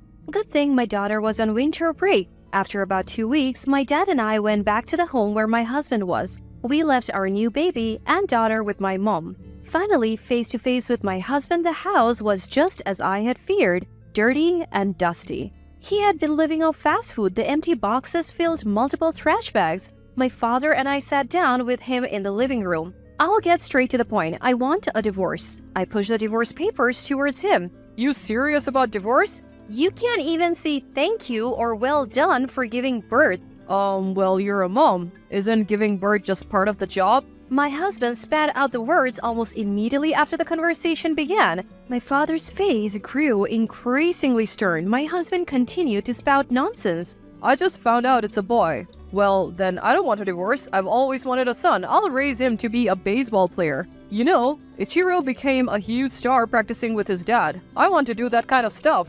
I was so dumbfounded I couldn't even speak. What does he think his own children are? Ichiro's father never saw his son as a cash cow, unlike you. Unable to stand our silence any longer, the living room door burst open. I tried to wait until the right moment to intervene, but I can't stand this anymore. In came mother-in-law. My husband was shocked by her sudden entrance. John, get a grip. Who do you think enables you to go to work stress-free? Who's taking care of the kids instead of you? Who's cooking every day? Do you have any idea who keeps this household running? It's all thanks to Jennifer. In fact, this house falls apart when Jennifer gone for just 2 weeks. You're sorely lacking in gratitude. Realize how blessed you have been. No more troubling Jennifer. Divorce is the only option. Mother-in-law yelled and my husband cowered and finally signed the divorce papers. And so my divorce was finalized. Through my lawyer, I secured child support payments for both my daughter and son. As for my ex-husband, he was forcefully taken back to his parents' house and is now being put to work by his parents and brother-in-law. He's apparently complaining daily about wanting to escape. How ironic that a man who used to love going home is now saying the exact opposite. Meanwhile, I have successfully returned to work after maternity and parental leave. Thanks to my in-laws' consideration, I got to keep the house I had been living in with my ex-husband as part of the property settlement. I am genuinely grateful for the kindness of my in-laws who didn't want to make my daughter feel lonely by transferring schools. As for my daughter, she has had enough of her dad and promptly refused to see him after the divorce. I have no intention of letting my son see him either. I'll let his family work on straightening out his twisted personality. If the day ever comes when he changes his ways and the kids want to see him, I might consider it, but the day might never come. No matter what, I'm committed to raising my children to be responsible individuals. I'll continue to work hard every day, all for you, my precious ones. I got rid of all of your stuff because you decided to go home without telling me. When I returned from caring for my mother back home, these shocking words were thrown at me by my husband.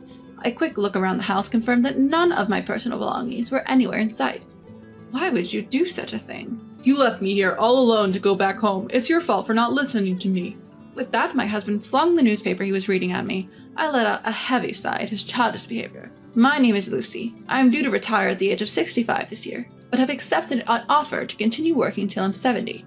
My husband Joshua and I were introduced by mutual friends. We married 2 years ago.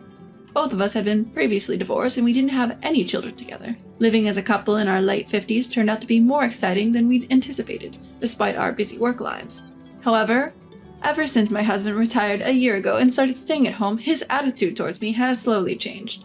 From the start of our marriage, he has been somewhat dominant at home. Constant complaints and snide remarks about my housekeeping have worn me down emotionally. As we were newlyweds, I was concerned about our lives in old age. Divorce wasn't an option back then, no matter how tough things got. Well, dinner? I haven't seen someone in such a long time, I'm definitely going. I received a call on my cell phone from a friend from college inviting me for a meal after not seeing each other for several years. We were all so busy that we hardly had the chance to get together, so I immediately accepted the invitation. We agreed to have lunch together the following Sunday. I was looking forward to meeting my old friends and worked hard to make it that day. To make sure I arrived on time for our meeting, I left the house. While my husband, who usually sleeps until noon since his retirement, was still asleep, I left a handwritten note before heading out. Sorry to keep you waiting, you're all early. I planned to arrive 15 minutes early, but my friends were already there. We just got too excited and arrived too early. Today, 2 of my high school friends, who also attended the same college with me, were joining. We've been the best of friends. As our chatter was blooming, it was time for our reservation, so we headed to the restaurant. It was a casual and welcoming place. Since I was always busy with work, I rarely had the opportunity to visit places like this, which made me very happy. I haven't been to a place like this since my youth. You're exaggerating. Let's come here as many times as you want after you retire. But you extended for 5 more years, right? People who can work are different. We don't have to wait until I retire. We're going to have lots of fun from now on. Various dishes were served, and we savored them. We reminisced about our student days and discussed our thoughts at our current age, having a wonderful time. It's been a long time since I laughed this much. I haven't had a restful moment at work or at home for a while. As I thought about this, a hurried sound of door opening and a panicked voice from the restaurant staff caught my attention. Wait, isn't that man Lucy's husband? You're right. He's coming this way. What? No way. Hearing my friend's words and looking towards the commotion, I found my husband with a devilish look on his face heading towards us. I instinctively looked away, but the next moment all the dishes on the table were knocked to the floor by my husband. The sound of the plate shattering echoed throughout. In the middle of the uproar in the restaurant, the first to speak was my husband. Why did you go out without preparing my meal? What? What are you talking about? You always manage to eat without me making anything. I'm talking about today, and you're wasting money in a place like this. It's my money I earned, and I'm free to spend it how I want, right? Shut up. You don't talk back to me. You'll lose your income when you retire at 70. I'm telling you to save it. My husband's absurd argument made me raise my voice, but realizing this was a public place, I recoiled and made myself small. Not only my friends, but also the other customers and staff were taken aback and were staring at us. Feeling embarrassed and angry, my face turned red. Then one of my friends stood up. Why are you here all of a sudden? We're just friends gathering for a meal. As a husband, I think you should understand that much. That's right. Just because you're married doesn't mean you have the right to control her, they said, glaring at him. Relieved at my friend's support, I looked at my husband. It was evident that he was trembling with rage. Apparently, he was so angry that he did something unthinkable. He took water from the next table and splashed it at my two friends. Ah! Hey, what are you doing? I stood rigid, aghast at what had just happened, merely watching my drenched friends. It's because of people like you who take her out that her housework gets neglected. With that, my husband yanked my hand and dragged me out of the restaurant. All the while, the restaurant was buzzing with commotion, and I could not bring myself to raise my voice. Days later, I called my friends to apologize. I'm truly sorry. It's not your fault, Lucy. It's clearly your husband who's in the wrong. To be frank, you should leave him. You'll be constrained in everything you do from now on. My friend said this with an awkward look, but I also thought that I needed to rethink my relationship with my husband after this incident. Joshua has changed, but I can't bring myself to cut ties. Even though I knew in my head that I needed to leave, I was already emotionally attached to my husband after just a few years together. But as if to mock my feelings, my husband took an outrageous action again. Given the recent incident, I figured I would be able to go out without telling my husband anymore, so I decided to go shopping with him. Do you have any plans today, dear? I'm retired now, so of course I don't. Are you making fun of me? No, that's not it. I was thinking of going shopping. Would you like to come with me? I guess I have no choice. We headed to the shopping center, where we could find anything we needed. Even while driving, my husband looked sullen and seemed to be in a bad mood. We're here. We're here. What did you come to buy? I came to buy my mom's pajamas and such today. The ones she's wearing now have gotten old. When I answered this way, my husband let out a heavy sigh.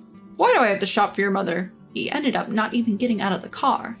I had no choice but to shop alone. When I quickly returned to the parking lot, not only the car, but also my husband was gone. Thinking it was strange, I called my husband multiple times, but he didn't answer.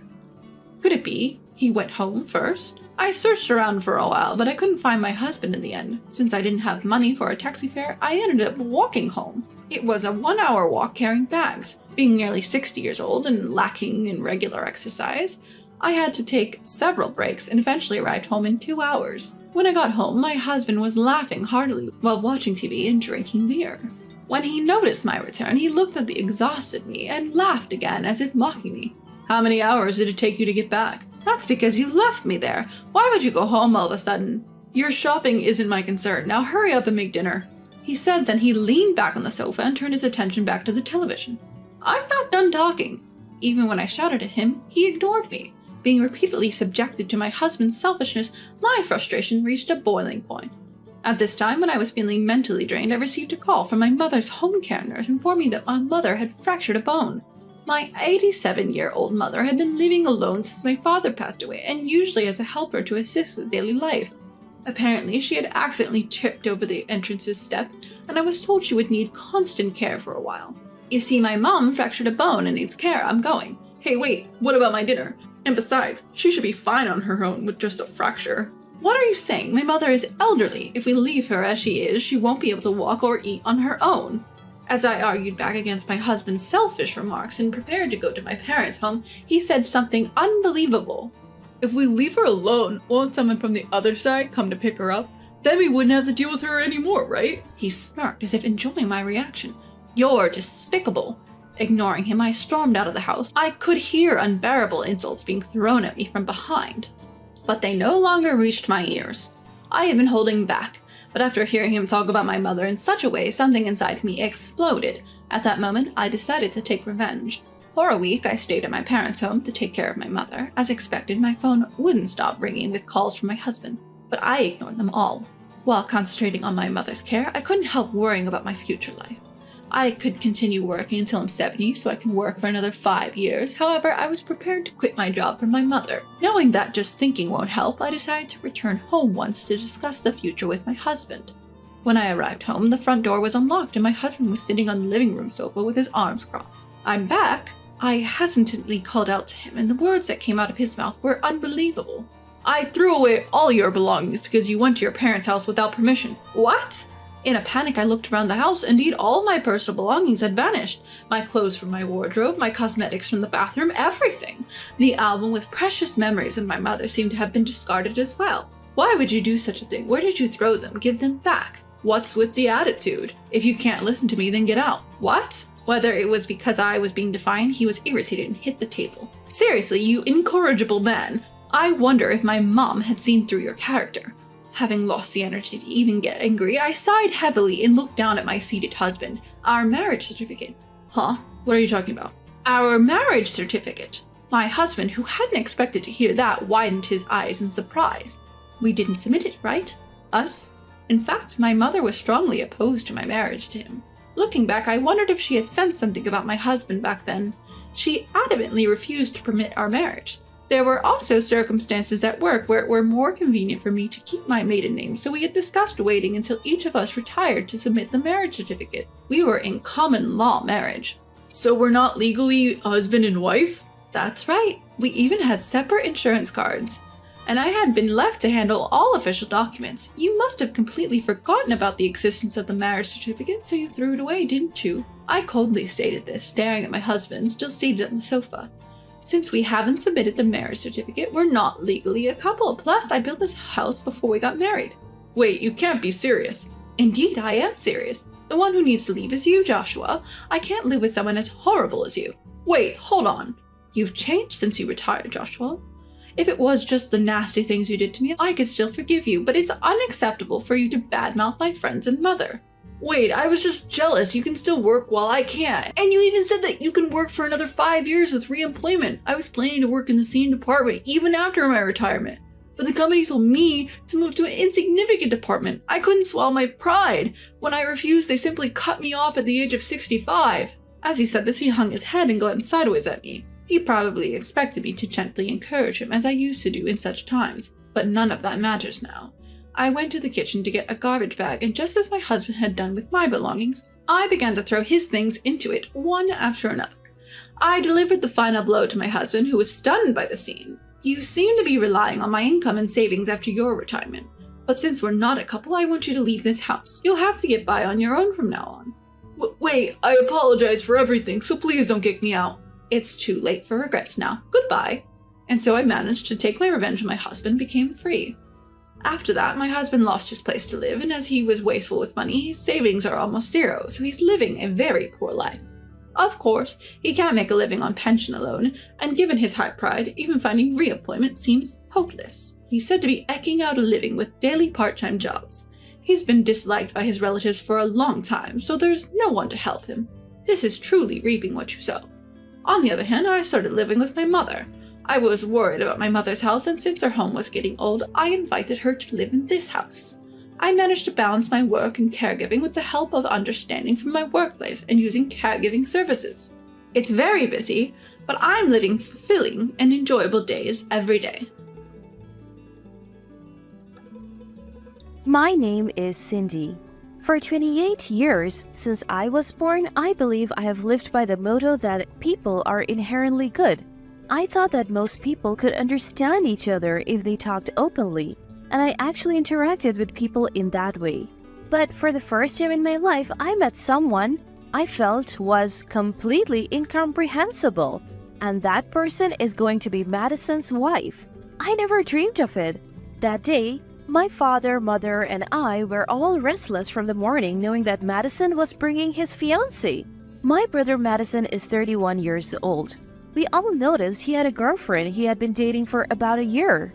He became strangely fashionable, was often excitedly looking at his mobile phone, and even went on weekend trips 3 weeks ago.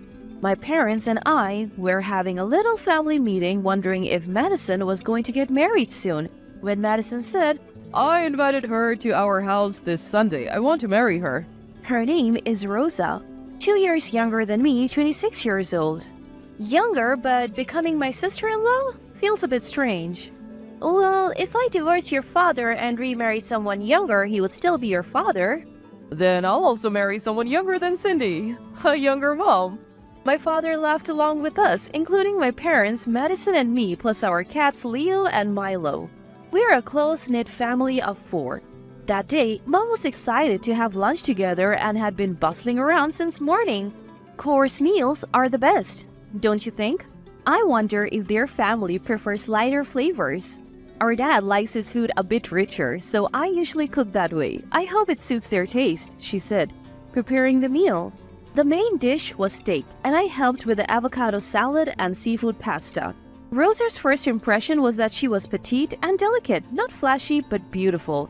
And she seemed reserved and gentle. That was my initial thought. Later on, I would learn that first impressions can be deceiving. We introduced ourselves over the meal and the atmosphere was pleasant as we ate. Rosa, true to her appearance, ate little, while Madison enthusiastically ate her share. I'm sorry, I can't eat very much, Rosa said apologetically. Both my father and mother reassured her, saying it was no problem at all. As for Madison, he annoyingly compared me to Rosa, saying it's much better than being a big eater like Cindy. I have people who tell me that eating with me is fun and everything tastes delicious. Food lovers unite! For dessert, we were served Rosa's gift cake along with my mother's specialty.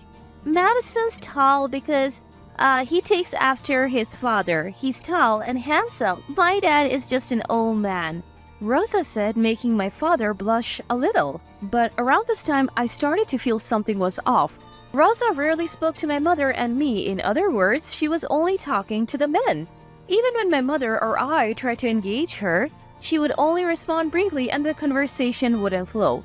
No, she didn't even seem to want it to flow. Excuse me, may I use the restroom? Rosa asked, standing up. Of course. Cindy, show her the way. Our house isn't that big, but this was to make sure she didn't peek into the rooms where we usually stash clutter and baggage. Cindy, which university did you graduate from? Rosa asked as soon as we left the living room. I didn't go to college. I am not very good at studying. Would my sister's education matter to her future sister-in-law? Couldn't she just ask Madison later? Oh, is that so? I think Madison said his sister doesn't work either. Hey, Madison, are you describing me as an unemployed shut-in? I'm actually a fairly popular stuffed animal artist. I create stuffed animals that look like deceased pets from photos or imaginary creatures like mythical beasts. I make stuffed animals at home. Rosa, do you have a favorite animal? If you request it, I will make it and gift it to you. I thought I was offering the best service possible. I don't like stuffed animals or dolls or animals in general, so I'll pass.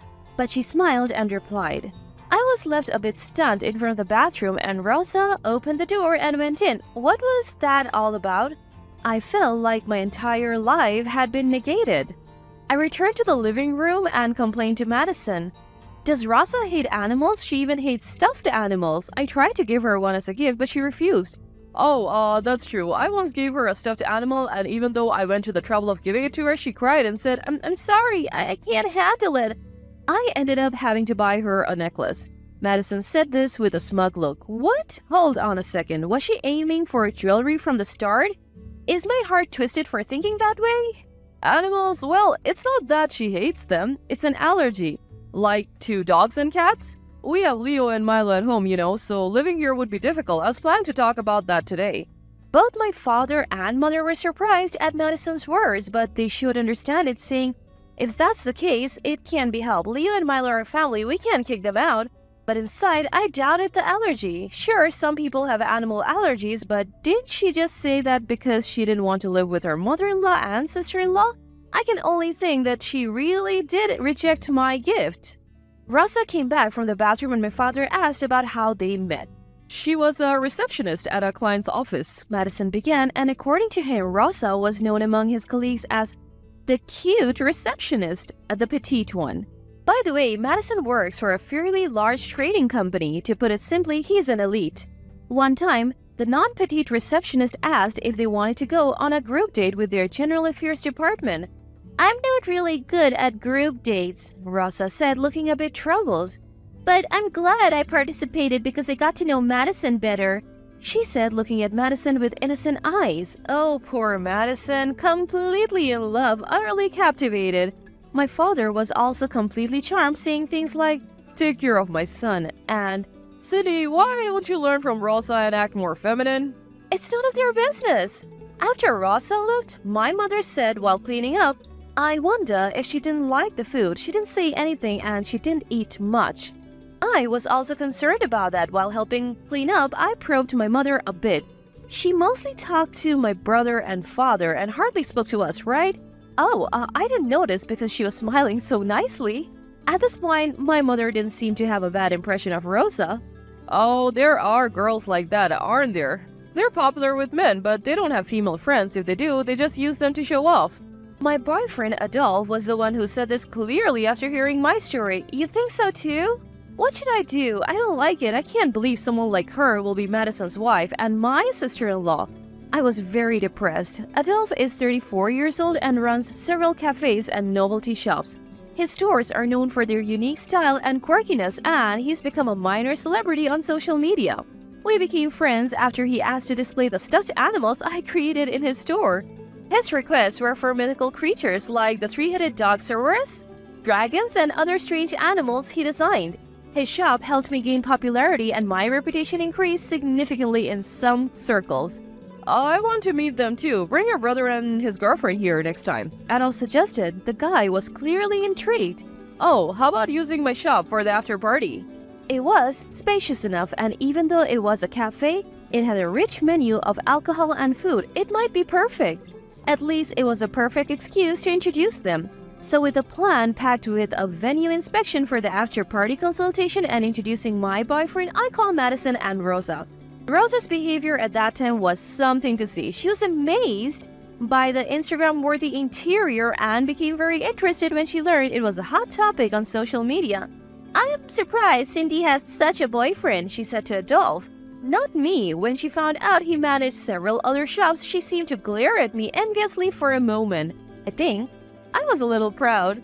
Madison, completely smitten, didn't notice his female battle at all. He was surprised, saying, "Cindy, when did you get such a boyfriend while you were shut in?" and asked Adolph to take care of his sister. I'm not shut in, okay? In the end, the proposal to use the venue for the after-party was rejected due to its distance from the wedding venue and the concern that the quirky interior might put off anyone other than young people. It was just an excuse, so it didn't matter, but I thought Rosa might have wanted to avoid drawing attention to me by using my boyfriend's shop. Yeah, it's better not to touch that girl. If you say anything bad about her to your brother, you will become the villain, Adolph warned me. I couldn't decide if he was lying or telling the truth. Would Madison trust her more than his sister, with whom he had lived for 28 years? The two families met for the first time. Rosa wanted to book a rather stylish French restaurant. Honestly and embarrassingly, neither my mother nor I had much experience with French cuisine. Rosa openly looked down on my mother and me as we clumsily used our knives and forks, following makeshift manners. And the men didn't notice at all. Same old story. I quickly realized that Sean adored his daughter, and Natalia, who resembled Rosa in appearance, was a genuinely humble and gentle person, subtly caring for my mother and me. What surprised me was that Rosa mostly ignored her own mother. I thought living with a husband who doted on his daughter and a daughter who looked down on her must be quite tough. My mother also said, I feel sorry for their mother.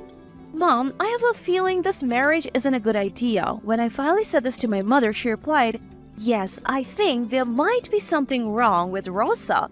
The problem was that the men were completely oblivious to this issue.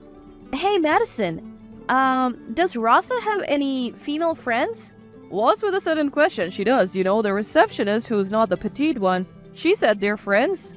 The way he said it probably meant that she was at least less attractive than Rosa.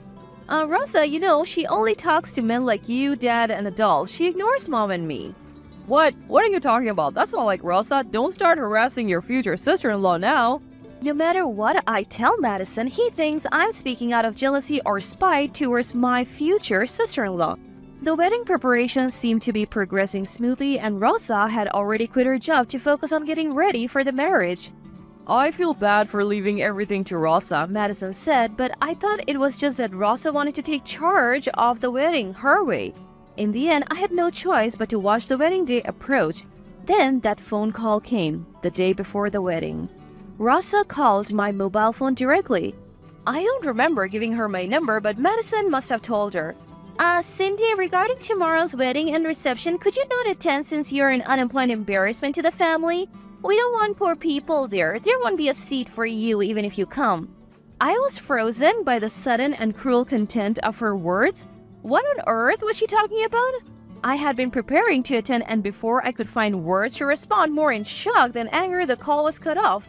Mom, Rosa just called and told me not to come to the wedding. What? What's going on? I called Madison.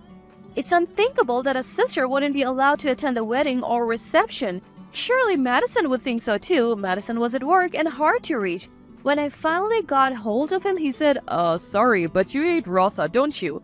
I was a little tongue-tied because I couldn't deny that I disliked her. Rosa said she feels hated by her sister and she doesn't want you to come if you don't want to. She says it's painful to be superficially congratulated by someone who dislikes her. And she's crying. Really? She's crying? You believe that, Madison? I was dumbfounded. Was it useless to say anything to this Madison? My mother and I looked at each other and sighed. At that moment, the doorbell rang, announcing a visitor. To our surprise, it was Natalia, standing at the door. I heard my daughter on the phone. I thought it was outrageous. I'm sorry to bother you so suddenly. We invited Natalia, who was bowing at the entrance, into the house and listened to her. That child, I know it's strange for a mother to say this, but she's a terrifying child. She looks down on me. My husband does whatever she says and he won't listen to anything I say. It's been like this for a long time, a very long time. Natalia spoke with a firm voice. Though she looked pain, I first noticed it when she was 3 years old. She was just touching my makeup, so I scolded her. It would be terrible if she accidentally put it in her mouth. But she didn't cry, she just glared at me with defiant eyes. When my husband came home, she ran to the entrance, clung to his leg, and burst into tears. When he asked what happened, I told him I scolded Rosa for messing with the makeup. He picked her up, saying she's only 3, but she's just a girl, and nuzzled her cheek. But that's when Rosa looked at me and smiled triumphantly. I was chilled to the bone hearing this story. I couldn't believe that from as young as 3, she had been manipulating men using her appearance that made them want to protect her. According to Natalia, Rosa was not only good with men but also skilled at winning over powerful women. Ever since then, Rosa had played the part of a sweet daughter in front of her father and acted like a spoiled problem child in front of her mother.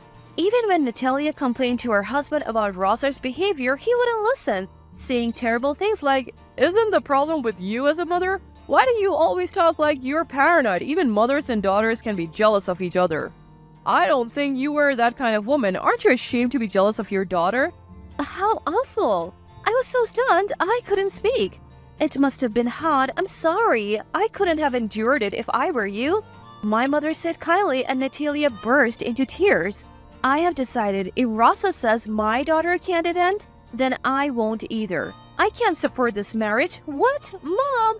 If the groom's mother suddenly cancels on the day, wouldn't that be a big problem? As I was surprised, I agree. I won't attend either. I don't want to involve other families and create more unhappy people. I have made up my mind too. Natalia also declared, crying. I thought this was a big deal, but also a chance to stop Madison's marriage. That woman had gone too far. The real mother's accusation had an impact like no other. Rosa is the type of person you must never get close to. Having her as a family member would be nothing short of a nightmare. I wanted to stop it for Madison's sake. We booked a hotel near the wedding venue and started a strategy meeting with the 3 of us. We left a note for Dad saying, "We have various preparations the day before, so we'll stay at the hotel and go directly to the venue. Everything is ready for Dad tomorrow, and men, Don't doubt when women say they have various preparations, especially Dad, my mother said. After discussion, we decided to inform only Madison in advance. The call from Rosa to me. Natalia's testimony to back it up, the fact that the three of us opposed this marriage. So, we won't be attending the wedding tomorrow. Don't call the police. It's not like we were involved in an accident or crime. Think about it yourself. My mother said and quickly hung up without listening to Madison's side. Then, all three of us blocked incoming calls from Madison and our fathers. The three of us were about to do something drastic, but we were somehow excited about it, especially Natalia. She looked truly happy. On the day of the wedding reception, our father spotted us at the venue and rushed over. What were you doing? What were you thinking? It was a big deal. Of course it was. It would be a major problem if both mother and the bride's sister didn't show up at the wedding. Apparently, Madison had made an awkward excuse that the car carrying the three of us had broken down on the way to the venue. The wedding reception seats were almost filled and the bride and groom were about to appear in about 10 minutes. Dad, did you notice I don't have a seat, do I? My name was not in the family seats. Yesterday, Rosa called me and told me that an unemployed poor person like me would be a family disgrace, so I shouldn't come. But it seems like she never intended to prepare a seat for me in the first place.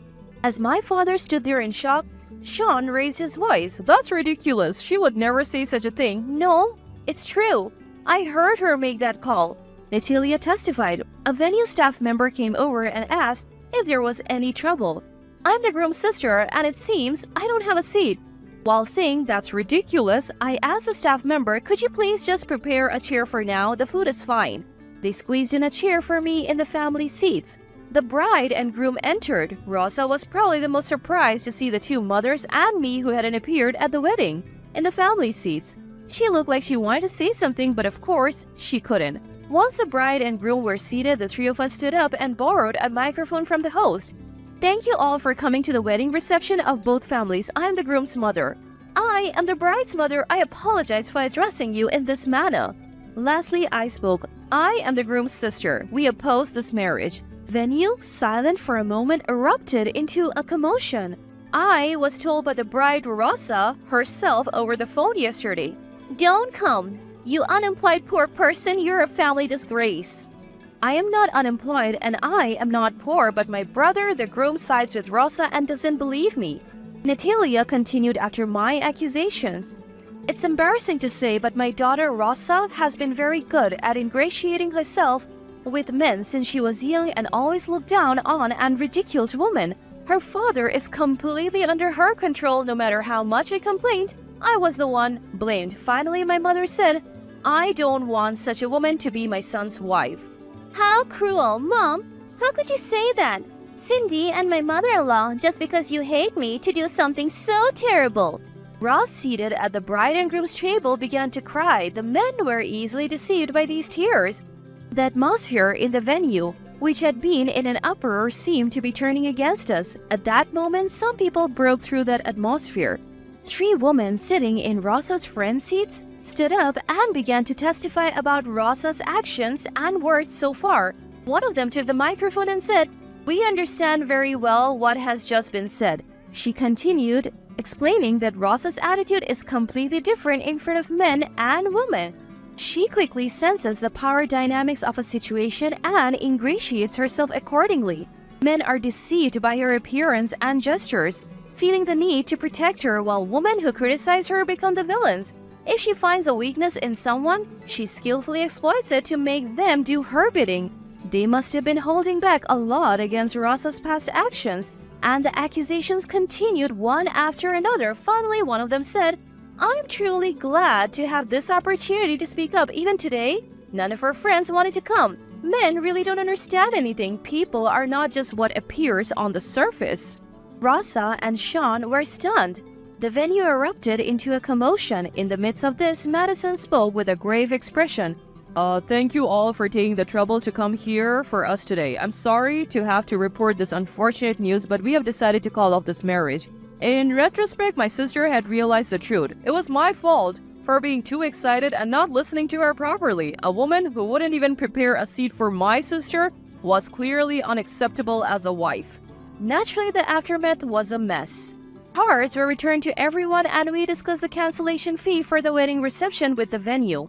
All the while, Rosa was weakly crying, saying, "Everyone is trying to put me down. This is such terrible treatment." Only Sean must have truly believed in his daughter's tears. Since then, Madison has been quite distrustful of women. It's understandable. Well, it's good we postponed the registration, and since we announced it at the reception venue, we didn't have to explain it to everyone individually. I tried to follow up, though it wasn't much consolation. Once away from Rosa, Madison seemed to have many realizations. "If I ever date a woman again, I'll make sure to listen to Mom and Cindy," He said with a wry smile. In the end, the cancellation fee was split in half.